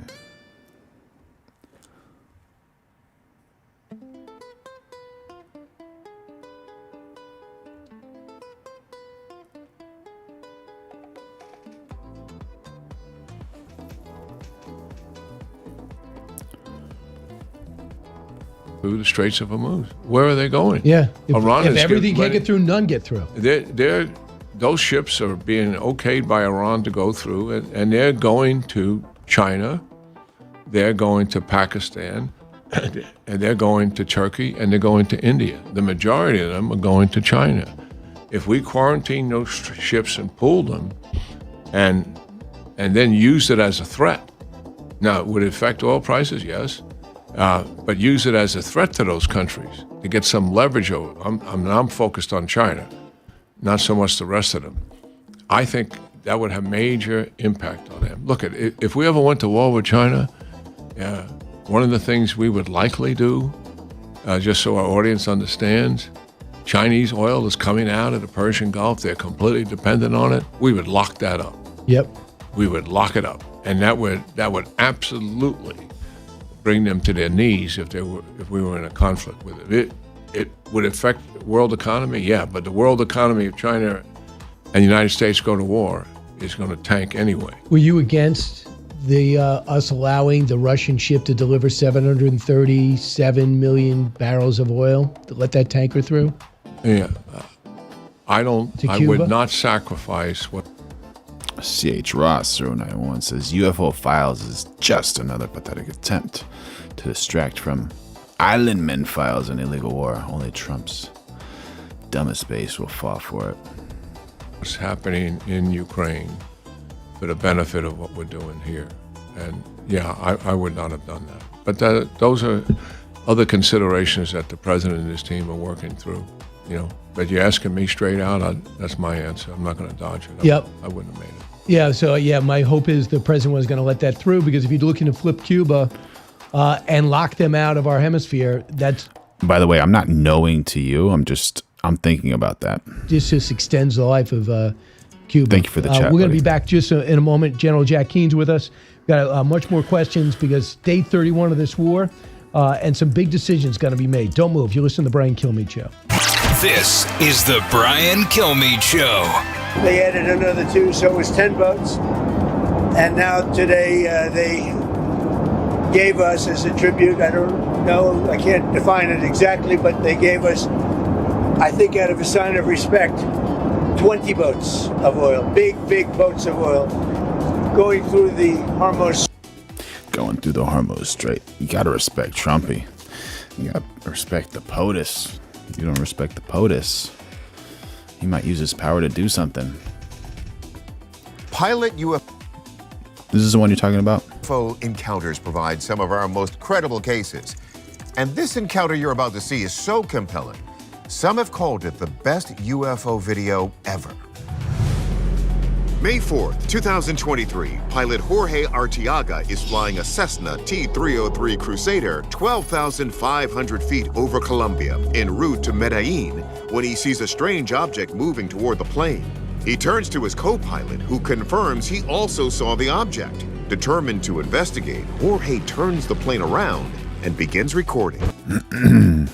CH Ross 0911. I'm just referring back to this little situation we had with is Pluto Boy still here?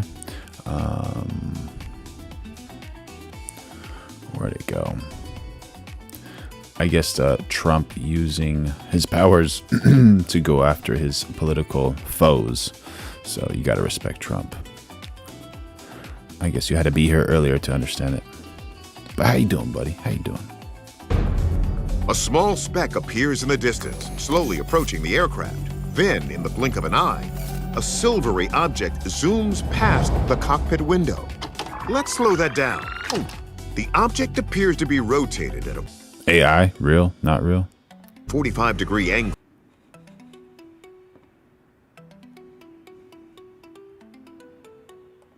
With a metallic domed top that tapers. Looks like a stingray. Something that belongs in the ocean.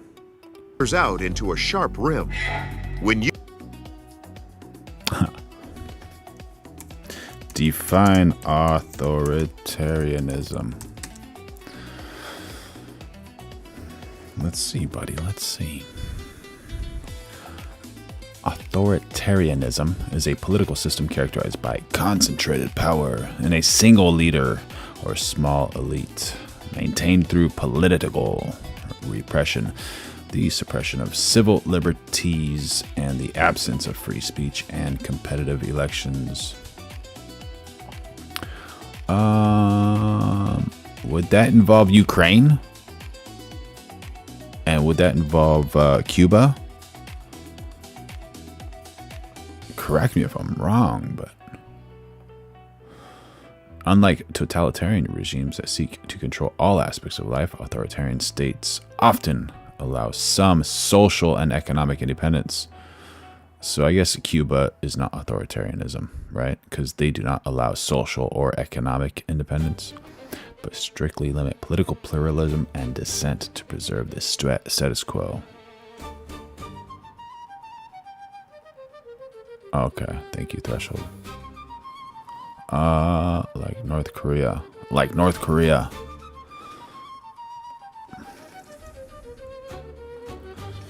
Is North Korea authoritarianism? Yes, North Korea is widely classified as an authoritarian. There you go. There you go. In search of IQ says, I need advice. Are you available to try to answer a question? I can't find an answer. Maybe, but maybe someone in the chat can help you too, because we got the best chat in the world. Speaking of, make sure you like, subscribe, turn on those notifications for going live every day of 2026. Become a member. You get so many benefits, and throw in a super chat if you want.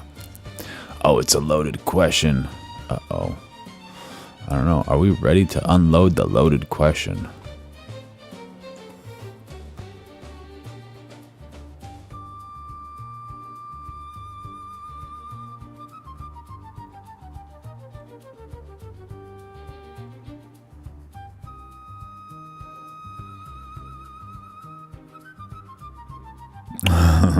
CH Ross says, we are becoming like North Korea under Trump.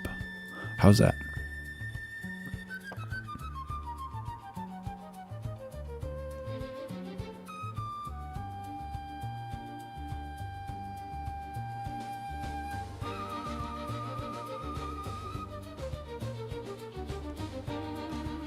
I don't know how to answer you in search of IQ. I don't know, buddy. I don't know how to help you. That's not per se my my expertise. YouTuber Andrew Crawford finds the video online. He knows he has to get the word out. As soon as I saw, I thought, wow, we have something that we need to take a closer look at. So I put the video out there and it just took on a life of its own. Andrew's followers flocked to the video, with some comments calling it the best UFO video. Elite pushing more false narratives of the left. Constantly pushing false narratives of the left. Explain yourself. What do you mean? And how is Trump oppressing rights? If he wants overarching power, I don't know. I don't know.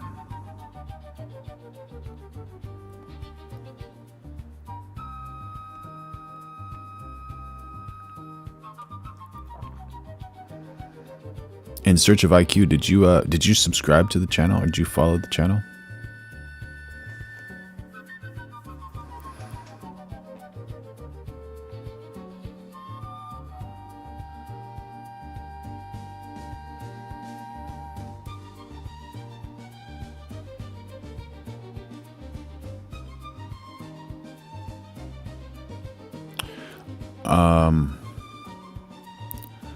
Did I say Trump is an authoritarian?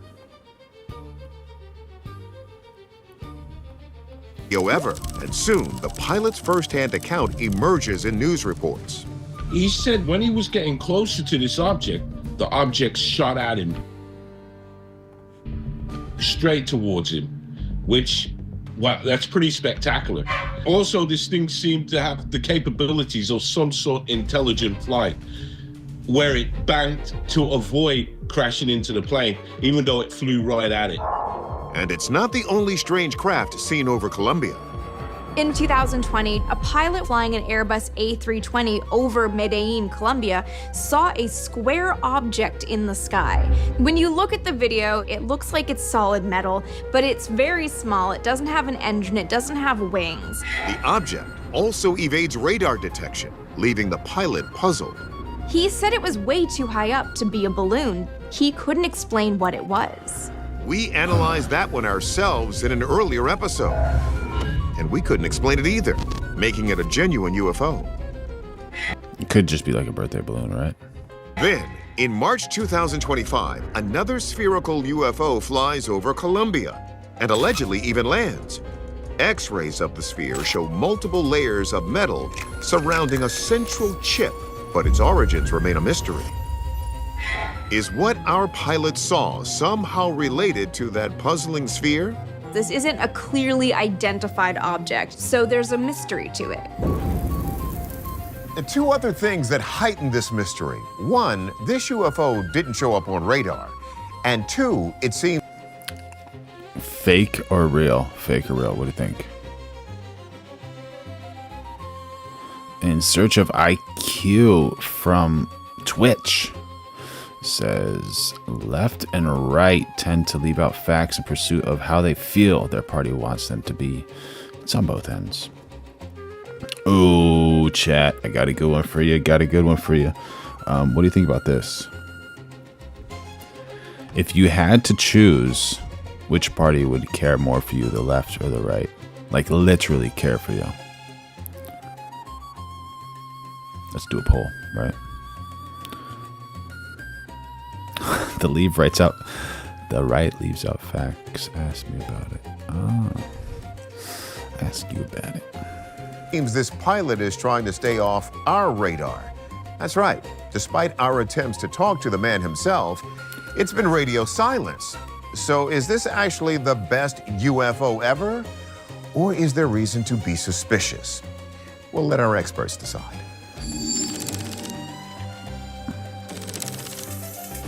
First off, could the video be a fake?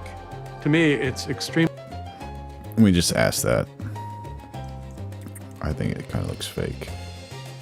Fake could be a drone, yeah. And with AI these days, you don't even need a drone. All you need to do is like capture footage of the sky.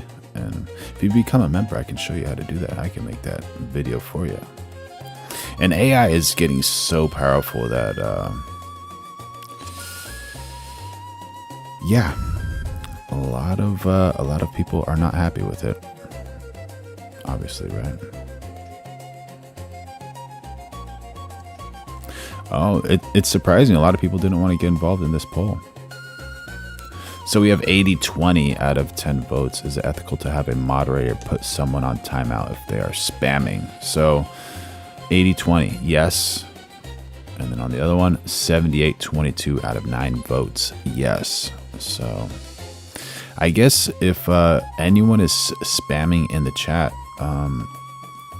everyone thinks it is ethical. So there you go. Extremely fishy that they knew that this object was going to come across the sky and pointing their camera when they did, and then had this one incident happen where now you've got this object coming across their window. Valid I don't think point. that it's there. I think it's actually a computer-generated image. Then again, the pilot's foresight in filming the object is consistent with the account he gave in initial interviews, that he had already seen. C.H. Ross. Derailing focus. Is it just entertainment? It and went back for another glance. We may not be ready to call this one a hoax just yet. From this recording, the clarity of the object is strong. There is nothing that suggests that that object was added into that scene. If it's not a fake, could it be space junk falling to Earth? This is definitely not a falling rocket part because it was actually holding steady at that particular altitude. Wait a minute. Holding steady? The pilot himself says this thing sped right past him. But D'Antonio doesn't see that here. I don't think he saw something coming at him at very high speed. I think he saw something he was passing at very high speed that was sitting rather still in the air, and thus it looked like it was moving toward him at very high speed. With that in mind, we can think of only one likely culprit. I believe that what we're looking at here was moving much slower than the aircraft.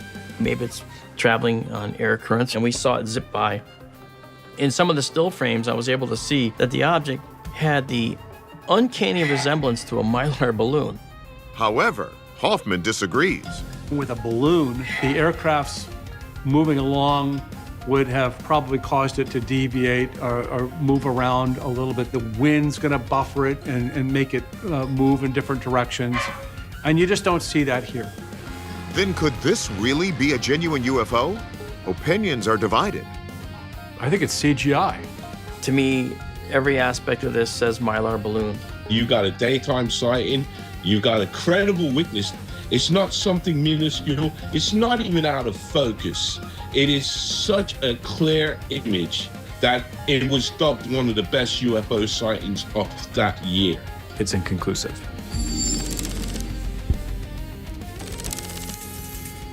Our verdict? This is an unexplained object, at least until our experts can reach more of a consensus. You know, if you really want to know what's going on with this one, it's a little tough now, but with your keyboard, you push M to mute it and unmute it. And you push comma to go back one frame, and you can push period to go forward one frame on a Mac.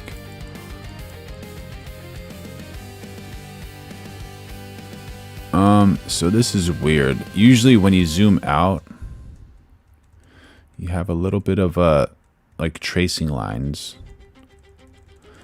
here. Let's go backwards. Okay, that frame. So right now when I'm doing this, I'm actually focusing on this cloud. Pixel peeping a little bit.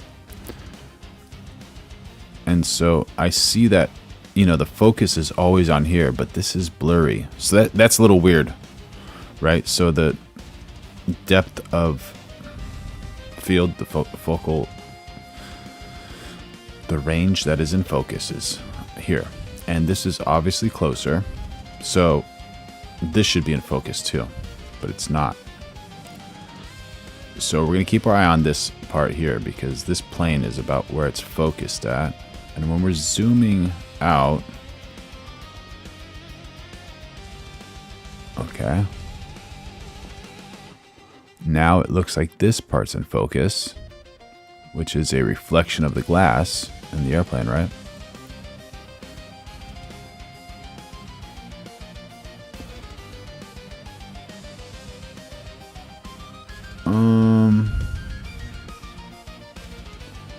Or is that the glass? No, that looks like the floor. Okay, never mind. Let's see.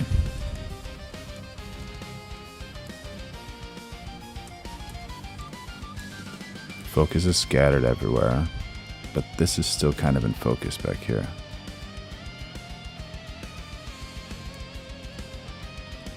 But it's good. It has like the reflection of the sun here. No reflection of the sun here. Absolutely none. Here has like 7%. If it's a fake, it's a pretty good fake. But you can't really see because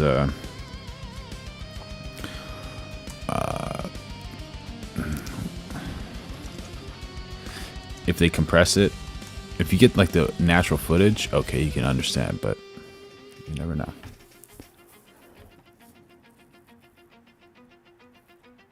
Straight. And that's taking place starting tomorrow morning. Over the next couple of days, a lot of boats. So that was the president on Air Force One last night talking to the press as he always does. General Jack Keen's in studio. Right now, we're Paul Sells has jumped in the chat saying, we don't like Trump. We love Trump. just talking about the latest on the war. So we used to get, we need 100 ships to go through there a day. That's what was happening before. Now, the president's saying they're going to put 20. How do you view that? Is that showing that I'm looking to do a deal in Pakistan when both sides talk? Well, in terms of getting ships through, obviously that's going to be a military operation, and it's got a Sunshine Lacrosse. How you doing?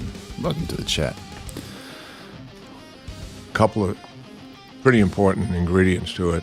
One is the obvious: the ships will be escorted by warships, and it's just, you mentioned it. I mean, there's hundreds of ships that you have to move and continue to move them. To do an operation on that kind of scale, the United States cannot do this by themselves. We have ships that are there for offensive region. In the region, they're firing on these targets inside of Captain Blackbird has joined the chat. How you doing, buddy? How you doing?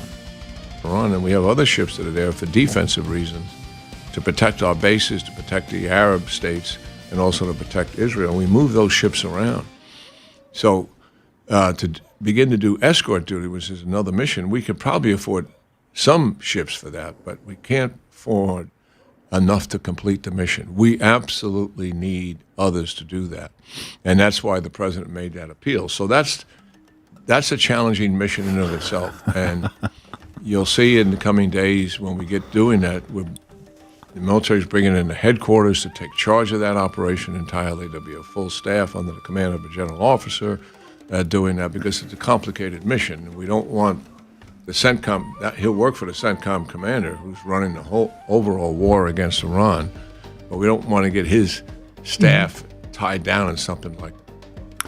Hey guys, chill. You don't want to have any type of drama. You can compete with ideas and theories and all that stuff, and you don't need to take things so personally.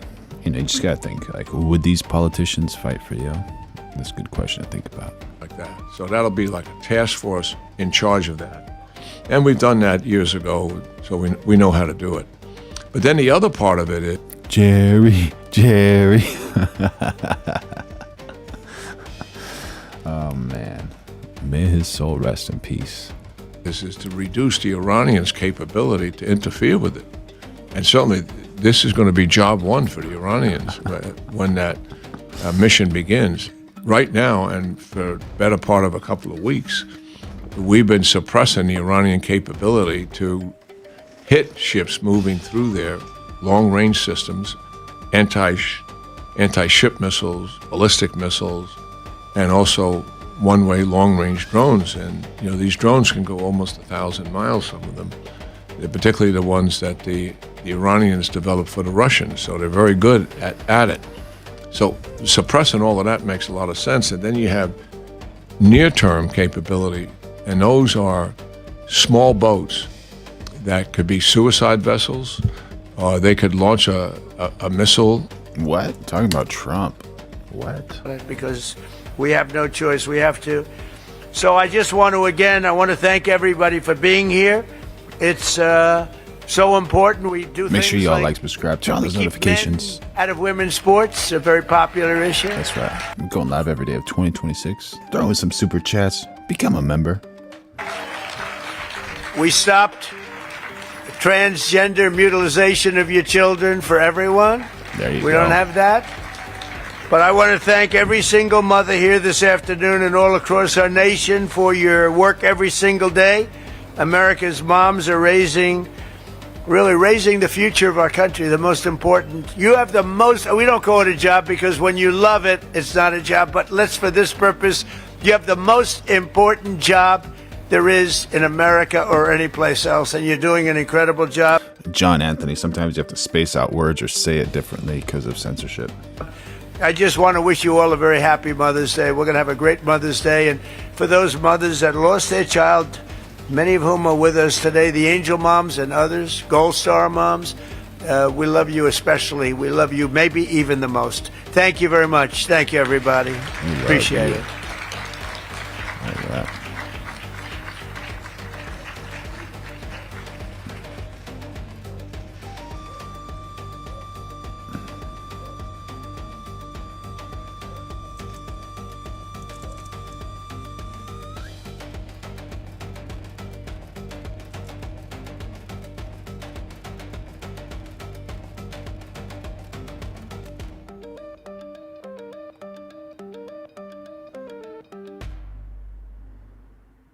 Policies in place that have helped our employees. One of those that's been very impactful this year is the no tax on tips and the no tax on overtime.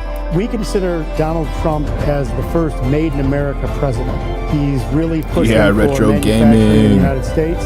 To be invited to the White House today is such an honor. It really shows that President Trump cares about small businesses. The idea of a working family tax cut that allows the businesses, small businesses, to take that cash and reinvest it in their team, their employees, products, and innovation to continue to grow their business is really important. President Trump's tariffs have been such a huge thing for us and our business. All of these jobs were going to China, and with his tariffs, he brought them back to America. You're the lifeblood of the American. Sunshine Lacrosse 2544. Great point. Great point. Saying, where is the justice for the little ones after decades of bad things happening to them? Absolutely, buddy. I'm paraphrasing. Economy, and with your help, we're truly making America great again. He's amazing. He's done so much for all of us. Literally, he's going to go down as maybe the best president ever. I love this guy. He's loved. Look at that. Oh, she's got a nice outfit on.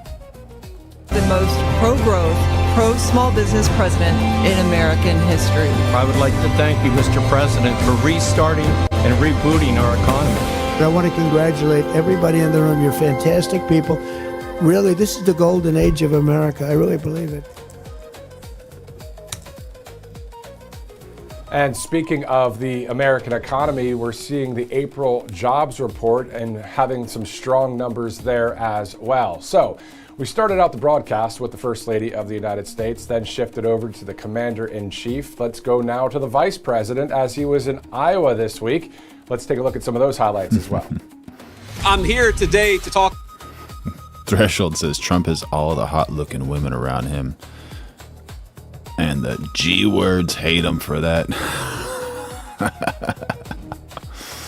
A little bit about the stakes in November of 2026. We're working to make sure that Washington knows that what's made in places like Iowa, what's grown in places like Iowa, not only feed and fuel the world, they're a reflection of our next generation. Isn't it nice to have a government that finally is fighting for you instead of fighting against you? And that's what we're trying to have in Washington, D.C. If you're built... Oh, cool. Retro Gaming saw me on YouTube and came over to Twitch. That's awesome, bro. Thanks, man.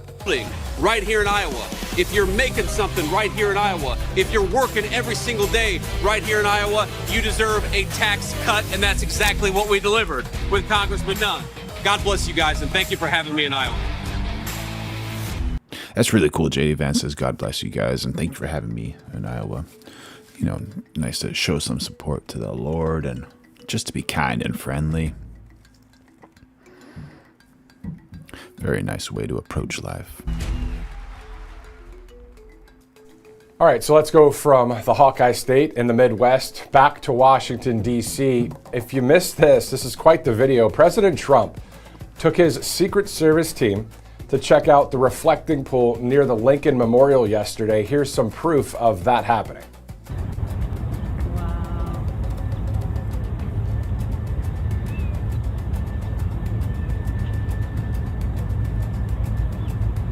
Thank you, Captain Blackbird. Appreciate it, brother.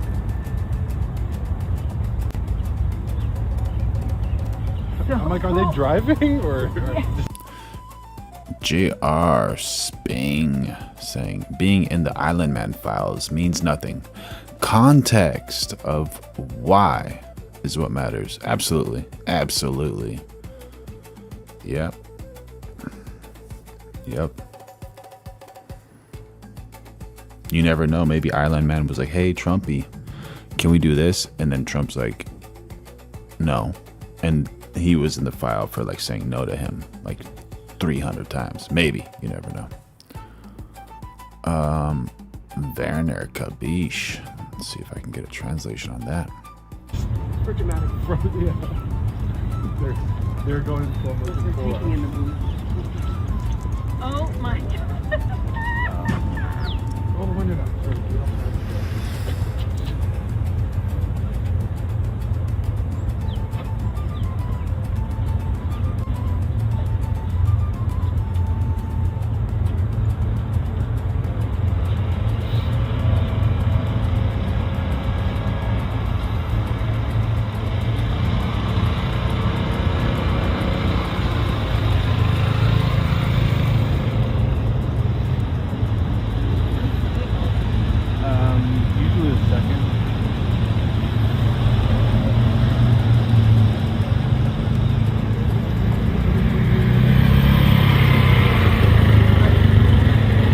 How you doing, Elizabeth?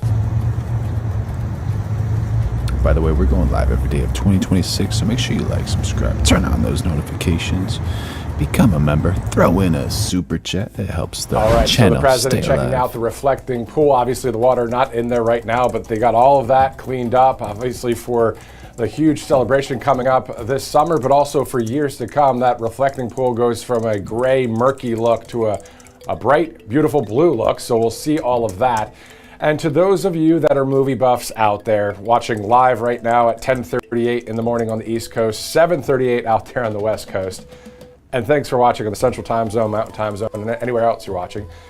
This whole thing reminds me of a moment in the Mighty Ducks movie when Gordon Bombay had his driver drive out on the ice in his limo. A little bit different, but still kind of the same thing. That's what I thought of when I saw that video, but it was pretty cool to see. We'll play that a little bit later in the broadcast as more viewers, of course, join us. But those of you who are already with us right now, thanks so much for doing so. Meantime, let's travel outside the DC Beltway to Mississippi, where residents there have entered day 2 of cleanup after 14 tornadoes destroyed nearly 500 homes on Wednesday night, injuring 17 people. As storm season is just getting started. Here in Alabama, a lot of high winds, lightning, thunder, rain, severe thunderstorms. No tornadoes that I know of that touched down in Alabama, but my oh my, just to the west in Mississippi, 14 tornado touchdowns.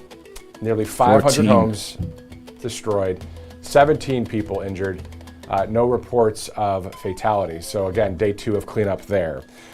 And speaking of insanity in a way, I'm going to toss to a video here from X Alerts. Now, I'm going to give you some context on what you're about to see.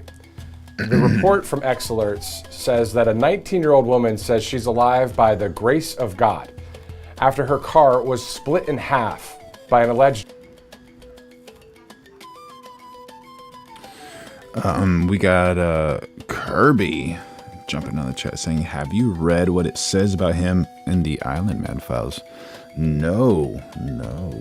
What does it say? Drunk driver who ran a red light. The driver, identified as Demi, said, I was heading southbound on Schroner Road when a drunk driver ran the red light going 80 miles per hour on Hall Road. But she said, I walked away with no major injuries by the grace of God. According to Demi, she was taken to the hospital and suffered no major injuries. If you are many tapes missing, where are those tapes, and will we ever find them? Maybe in the kitchen right now, or maybe in the living room, or maybe wherever you are, check out this video. Jason Beatrice dropping some funnies in the chat. Oh my God, what, dude? Injuries. If you are maybe in the kitchen right now, or maybe in the living room, or maybe wherever you are, check out this video. Dude, that's half of a vehicle right there. What? Oh my God.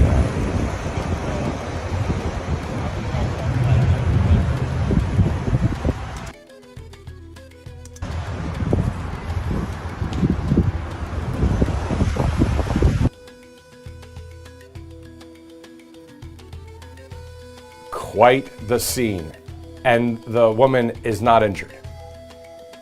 What is there to say? If you remember the interview yesterday with Mike Lindell, he was talking about the existence of God, and I'm sure there's a million ways you can know that God is real. By just seeking Him is one way. For sure. But I mean, come on, if that's a miracle, I mean, I would say that's a miracle. The car was split in half, and she only has minor injuries. Wow. We'll talk about that video a bit later as you're just joining us maybe, but wow, that was intense to watch. Yeah. If you'd like to, let's do that.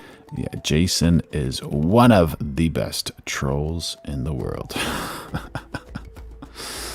But he's not always a troll, not always. Yes, let's go to MyPillow actually. MyPillow.com/RSBN. The Mother's Day. MyPillow.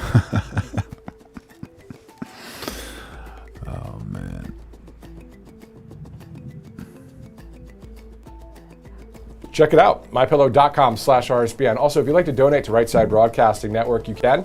Just go to rsbnetwork.com/donate, rsbnetwork.com/donate. Yeah, and if you want to donate to Elite Plans, just do a super chat or become a member. Thank you so much. In case you missed it, let's go to our recent interview with American patriot Carolyn Wren in Florida. Carolyn Wren, America First Patriot, joining us now. Carolyn, great to see you again. Thank you very much. Thanks for having me.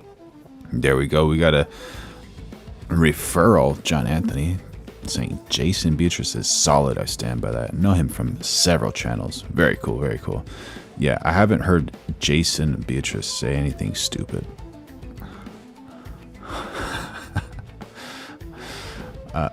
Like outrageously stupid. So unless he's trolling, then it's hilarious.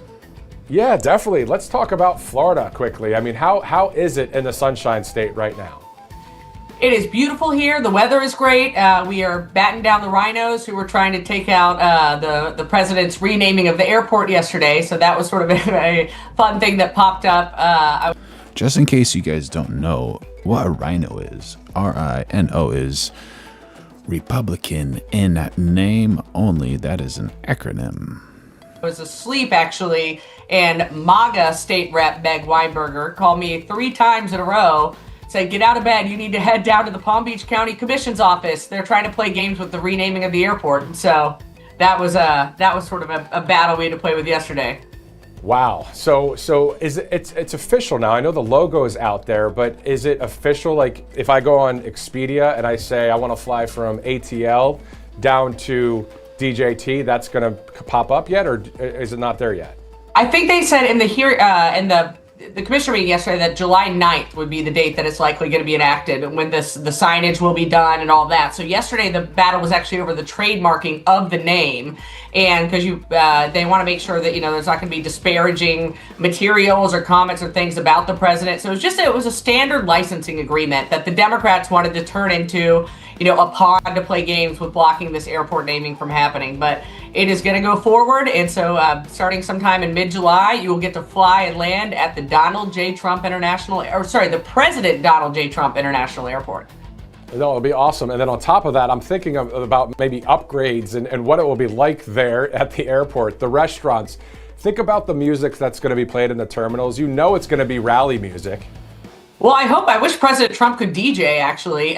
He's such a great DJ on the Mar-a-Lago patio, but I know that there are some secretive Spotify playlists that the president likes to play off of, and so maybe they can get that playlist going in the airport. That would make it very exciting. I for one know I would love to board a flight to Gloria. Yeah, no, that would be great. Now, let's go up to Washington, D.C. So this is allegedly a breaking news story, if you want to call it that. Let's see where it's legible for everybody, or for most people.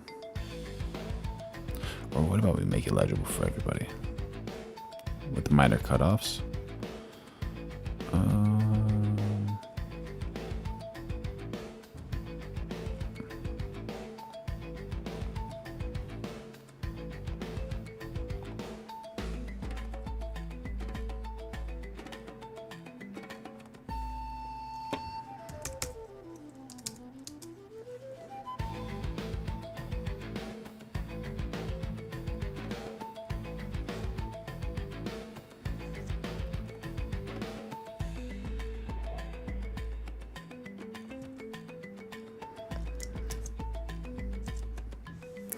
All right, in huge blow to Democrats, Virginia court strikes down House map.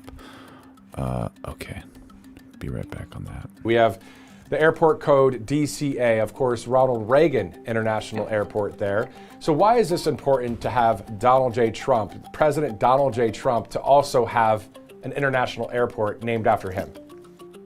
Well, he's one of the most transformative figures in history, and also it's pretty normal to have airports named after presidents. You've got the John F. Kennedy Airport in New York. You've got the Reagan Airport, as you mentioned. You have the Bill and Hillary Clinton Airport. In fact, in Little Rock. And so they're in the Gerald Ford Airport. But President Trump, he has just been such an unbelievable leader. And I do think this is a big deal for Palm Beach County. I live in Palm Beach County, and just thinking, when you actually are renaming for a sitting president, there are a lot of federal grants and things that matter. And President Trump certainly is someone who loves beauty, as we can tell. And so with his name on an airport, I think that you're going to see a lot of beautification to that airport. I also want to see additional routes. The population of Florida has exploded. 2 million people have moved here since COVID. And so, having an expansion of the Palm Beach International Airport will help with tourism, help the economics of our county. And so the idea that these commissioners will play politics and, try and block President Trump's name from coming, where there's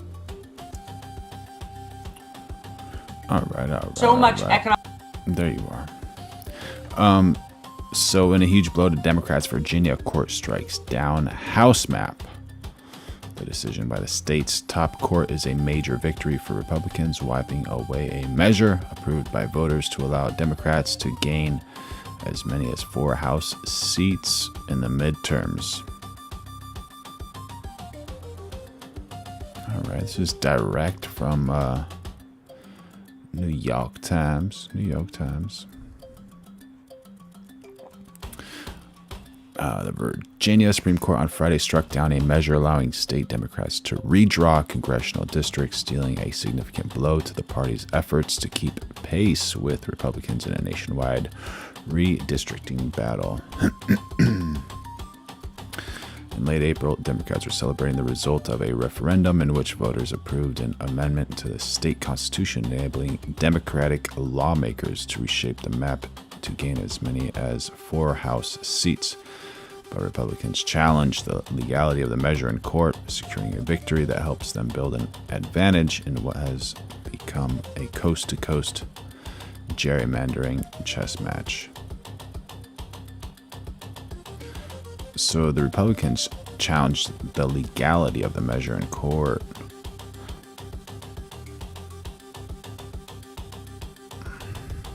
Which court?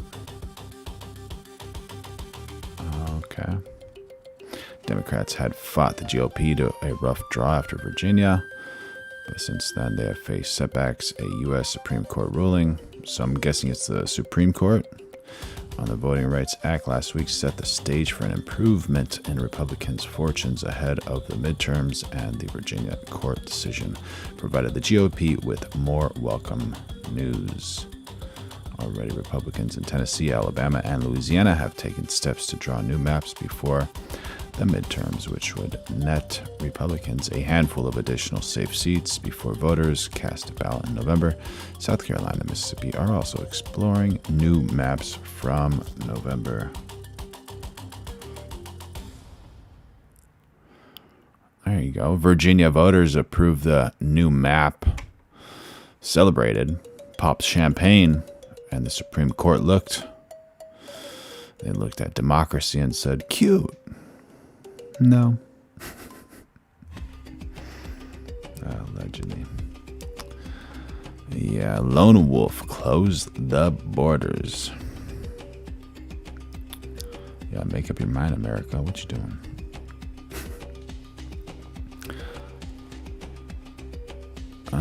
Democrats spent months organizing a whole referendum, got the voters to approve it constitutionally through a party, and Republicans just walked into court the next morning like, yeah, we're gonna need you to ignore that. And the court said, sure. You ever work really hard on something, finish it, frame it, hang it on the wall, and your roommate just takes it down and goes, this was never real. Throws it in the trash, does whatever. Gerrymandering will be.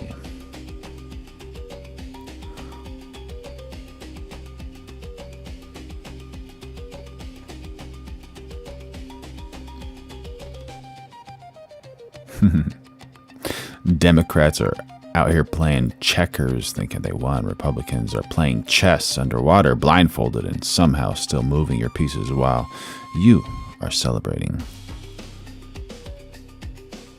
The people voted the people voted, and the court said the people voted wrong. Now, how does that work? You can't fail democracy and then act surprised when nobody trusts the system, right? It's like burning somebody's... we're not going to go there. Anyways, in fairness to Virginia Republicans, they did not cheat. They just made sure cheating was legal first. That's called planning ahead, allegedly.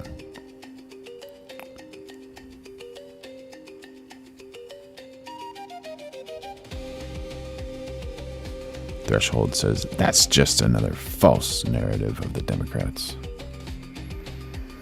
Sure could be. 100% could economic be. drive it will bring to our county and bring to our airport just shows how much Trump derangement syndrome these folks have. And we all know the saying, the free state of Florida. And I'm sure the people that are watching outside of Florida right now, including myself, we're here in Alabama, but I want to call it the free state of Alabama. I want to hear the free state of Iowa, the free state of New Hampshire. Come on now, right? Freedom across the country. We want to have that similarity that you guys have with that freedom there. And let's go back to the name now. Of course, President Donald J. Trump International Airport. You look at 2015, you look at an outsider candidate, you look at somebody that tells it like it is, you look at somebody that really brought it to the fake news, you look at somebody that overcame so much for we the people. So you look at that versus, I'm sorry, those that are watching in Little Rock, Arkansas, most of them are probably Republicans anyway, but then they have to deal with the Clinton airport name there. But anyway, so yeah, it's well-deserved, isn't it? It is well-deserved. And, you know, the president, his home is Kirby, was I supposed to bring snacks? What are you talking about? here with Mar-a-Lago. He has a lot of business here. So honoring him in this way makes total sense. It is good for everyone in our county. I'm so excited to fly in and out of this airport. I can't wait to hear the airlines announce we are now... Terry Simmons wants to boycott Trump Airport.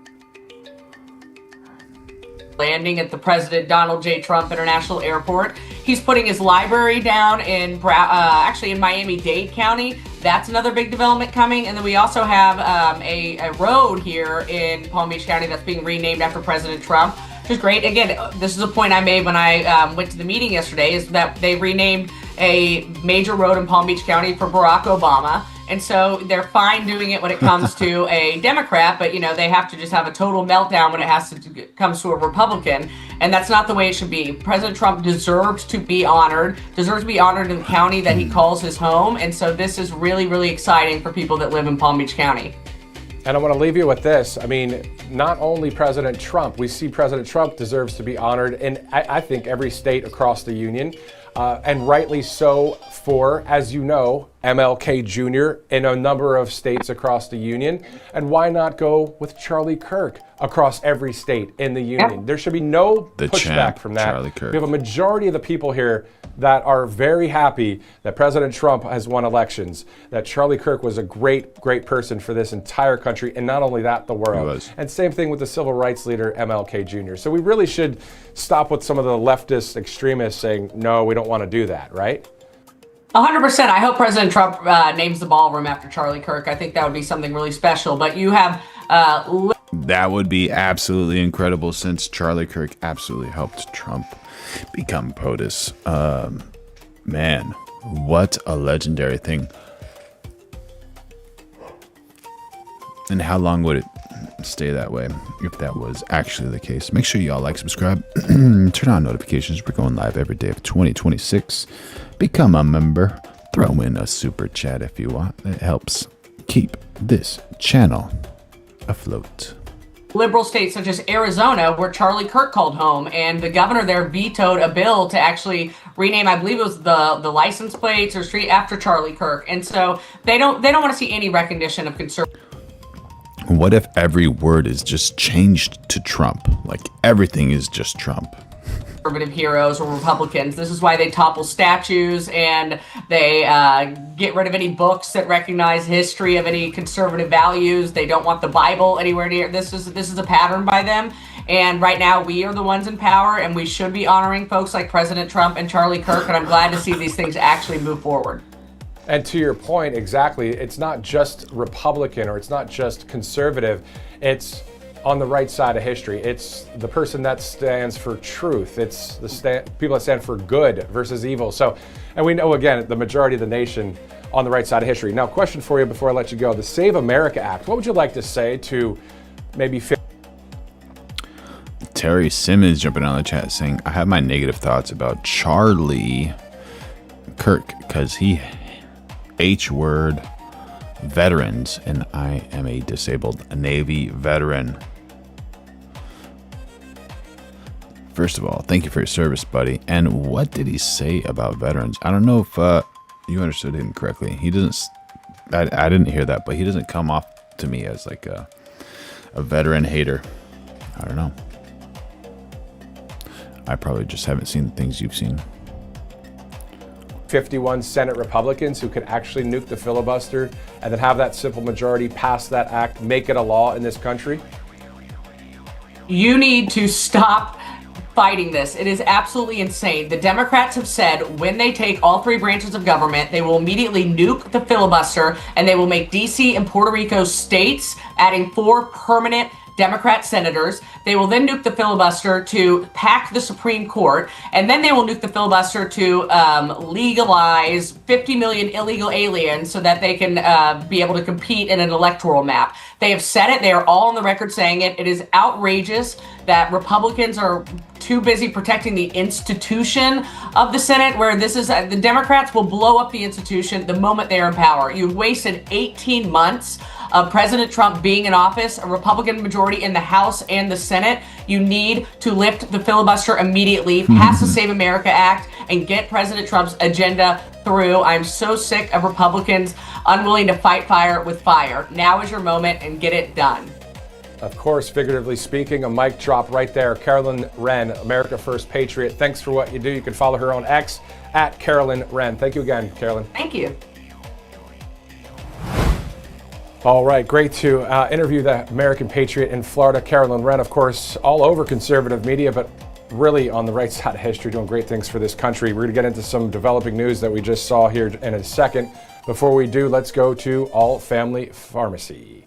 Mother's Day, of course, is right around the corner. And while most people are thinking about flowers or dinner plans, there's something else worth thinking about: her health and being prepared. Moms are always taking care of everyone else. The second someone gets sick, they're the first to take in and step in and help. It's time we take care of them too. Right now, All Family Pharmacy is running a Mother's Day sale, 35% off everything on their site with code RSBN. Westman 7837. Absolutely not. He was not a R word. Charlie Kirk was anything but that. 35. This is your chance to get ahead because you don't have to wait till something comes up. Be prepared with allergy medications, everyday prescriptions, emergency medications, from hormone and thyroid support to weight loss, energy, antibiotics, antivirals, even anti-aging and hair support. It's all in one place. You can order online and they handle everything for you without the runaround. So just get your prescription approved by a doctor and the company will ship it to your door. So take care of the women who take care of everyone else. allfamilypharmacy.com/RSBN. Again, 35% off. So just use that RSBN 35 promo code. This sale goes until Monday, May 11th. Also, Birch Gold Group, one of another great sponsors here on Right Side. When there are supply constraints on commodities, prices surge. You see it with fuel prices when the Strait of Hormuz was blockaded. And heavy safety night, you see gold on blocks. New remember this here on Right. Truth when the mainstream media falls short. Since 2015, we've proudly broadcasted every single one of President Trump's iconic MAGA rallies, bringing you the excitement. What'd you say, Terry Simmons? What are you trying to ask me?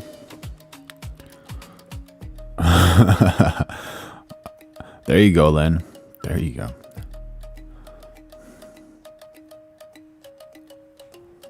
Else. By watching RSBN, you get an unfiltered front. We got Lone Wolf and Cub saying Charlie Kirk didn't try to run over a federal police officer. That's true.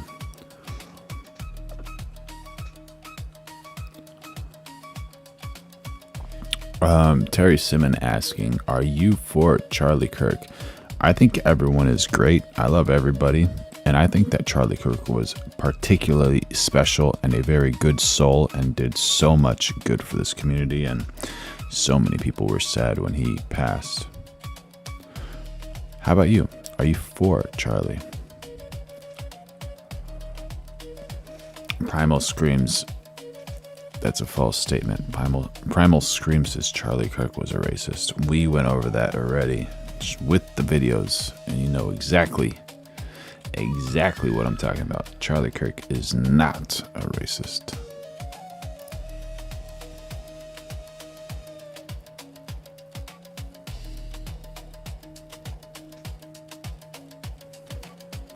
Row view of the action on the ground. We interviewed the crowds to give a voice to millions of Americans just like you. We show you President Trump's speeches in their entirety, free from interruptions and censorship. We cover the If you want to send some quotes, Primal, feel free to do it. Stories that matter to you with the integrity and passion you deserve. Maybe the R word means something different between you and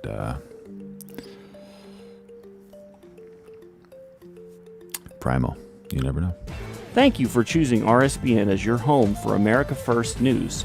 Together, we stand strong, united, and informed. So join us and be part of the right side of history.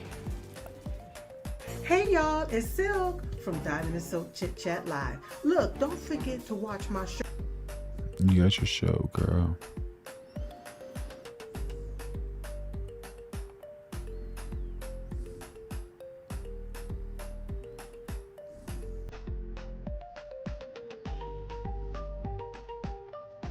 At least I know I'm free, and I won't forget.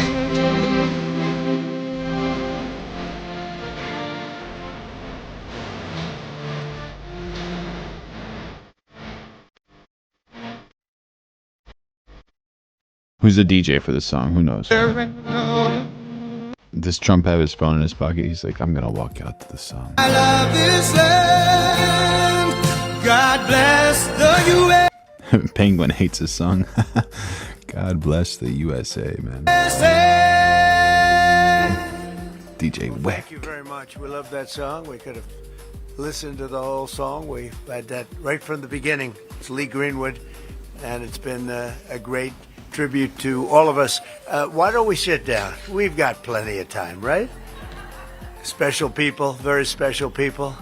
And I hope you like what we're doing. Did everybody get to see the Presidential Walk of Fame? Right? And you have some of your favorite presidents there, some of your least favorite presidents.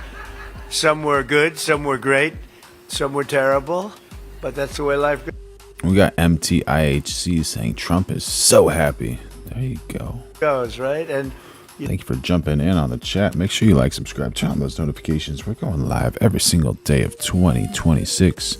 Become a member. Throw in a super chat if you want. Helps the channel survive. You notice the roses? This is a rose garden, and we added a lot of roses, I will tell you. This was a rose garden that didn't have too many roses, and if you look now, we cornered the market on roses, and you deserve them.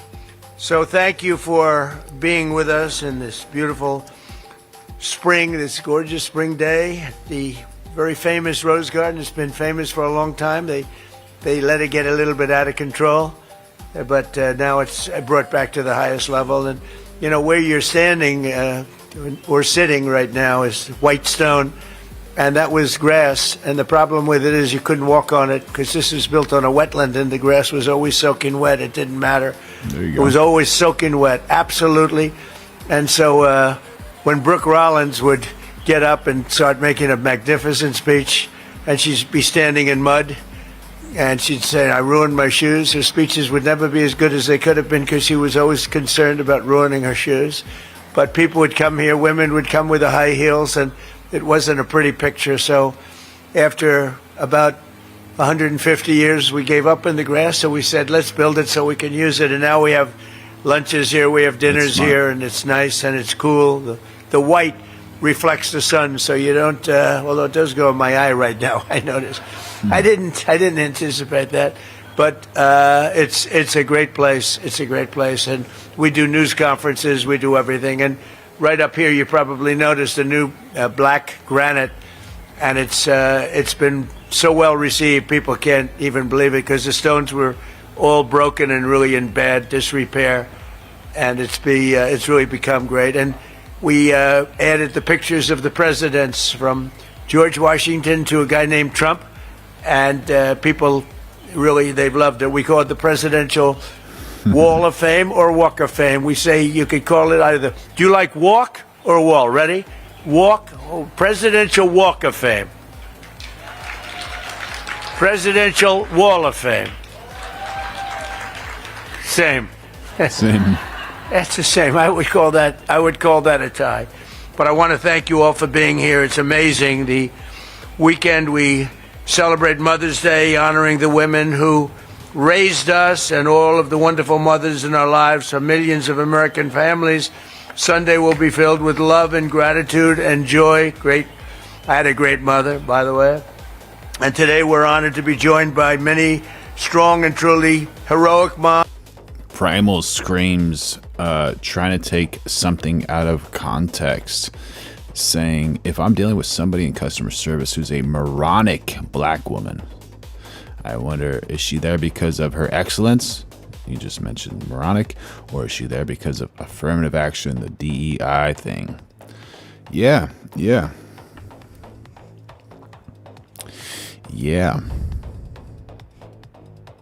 that racist? What about you change the word black for any color? Any color. Is that racist? Hire people by their efficiency, their skills, their technical skills, their knowledge, what they can do for your company, not for the color. It's ridiculous. Absolutely ridiculous. Absolutely ridiculous. Jason Beatrice saying, the more we interact with the left, the more right we lean towards. Seems like it for some people.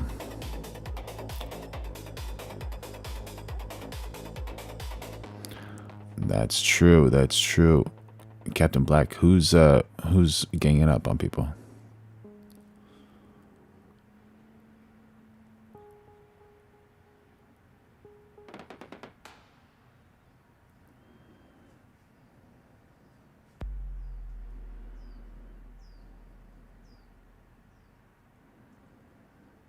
Yeah.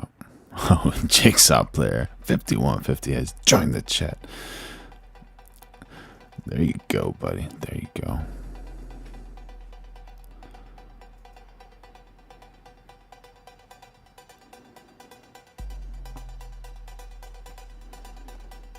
Moms who have stood up for their children, both in life and in a very profound loss. Very, very terrible in many, just terrible loss. Yeah. Many cases. Lone wolf and cub is just a being of himself. And we have a lot of the greatest people on earth. Angel moms, they're with us today. They're great people. They've been through so much, and I got to know so many of you during my first days of running. I got to know you and I got to love you. But we want to thank you for being here. Mother's Day, it's one of the great days. I always think so fondly of my mother. I had a wonderful mother.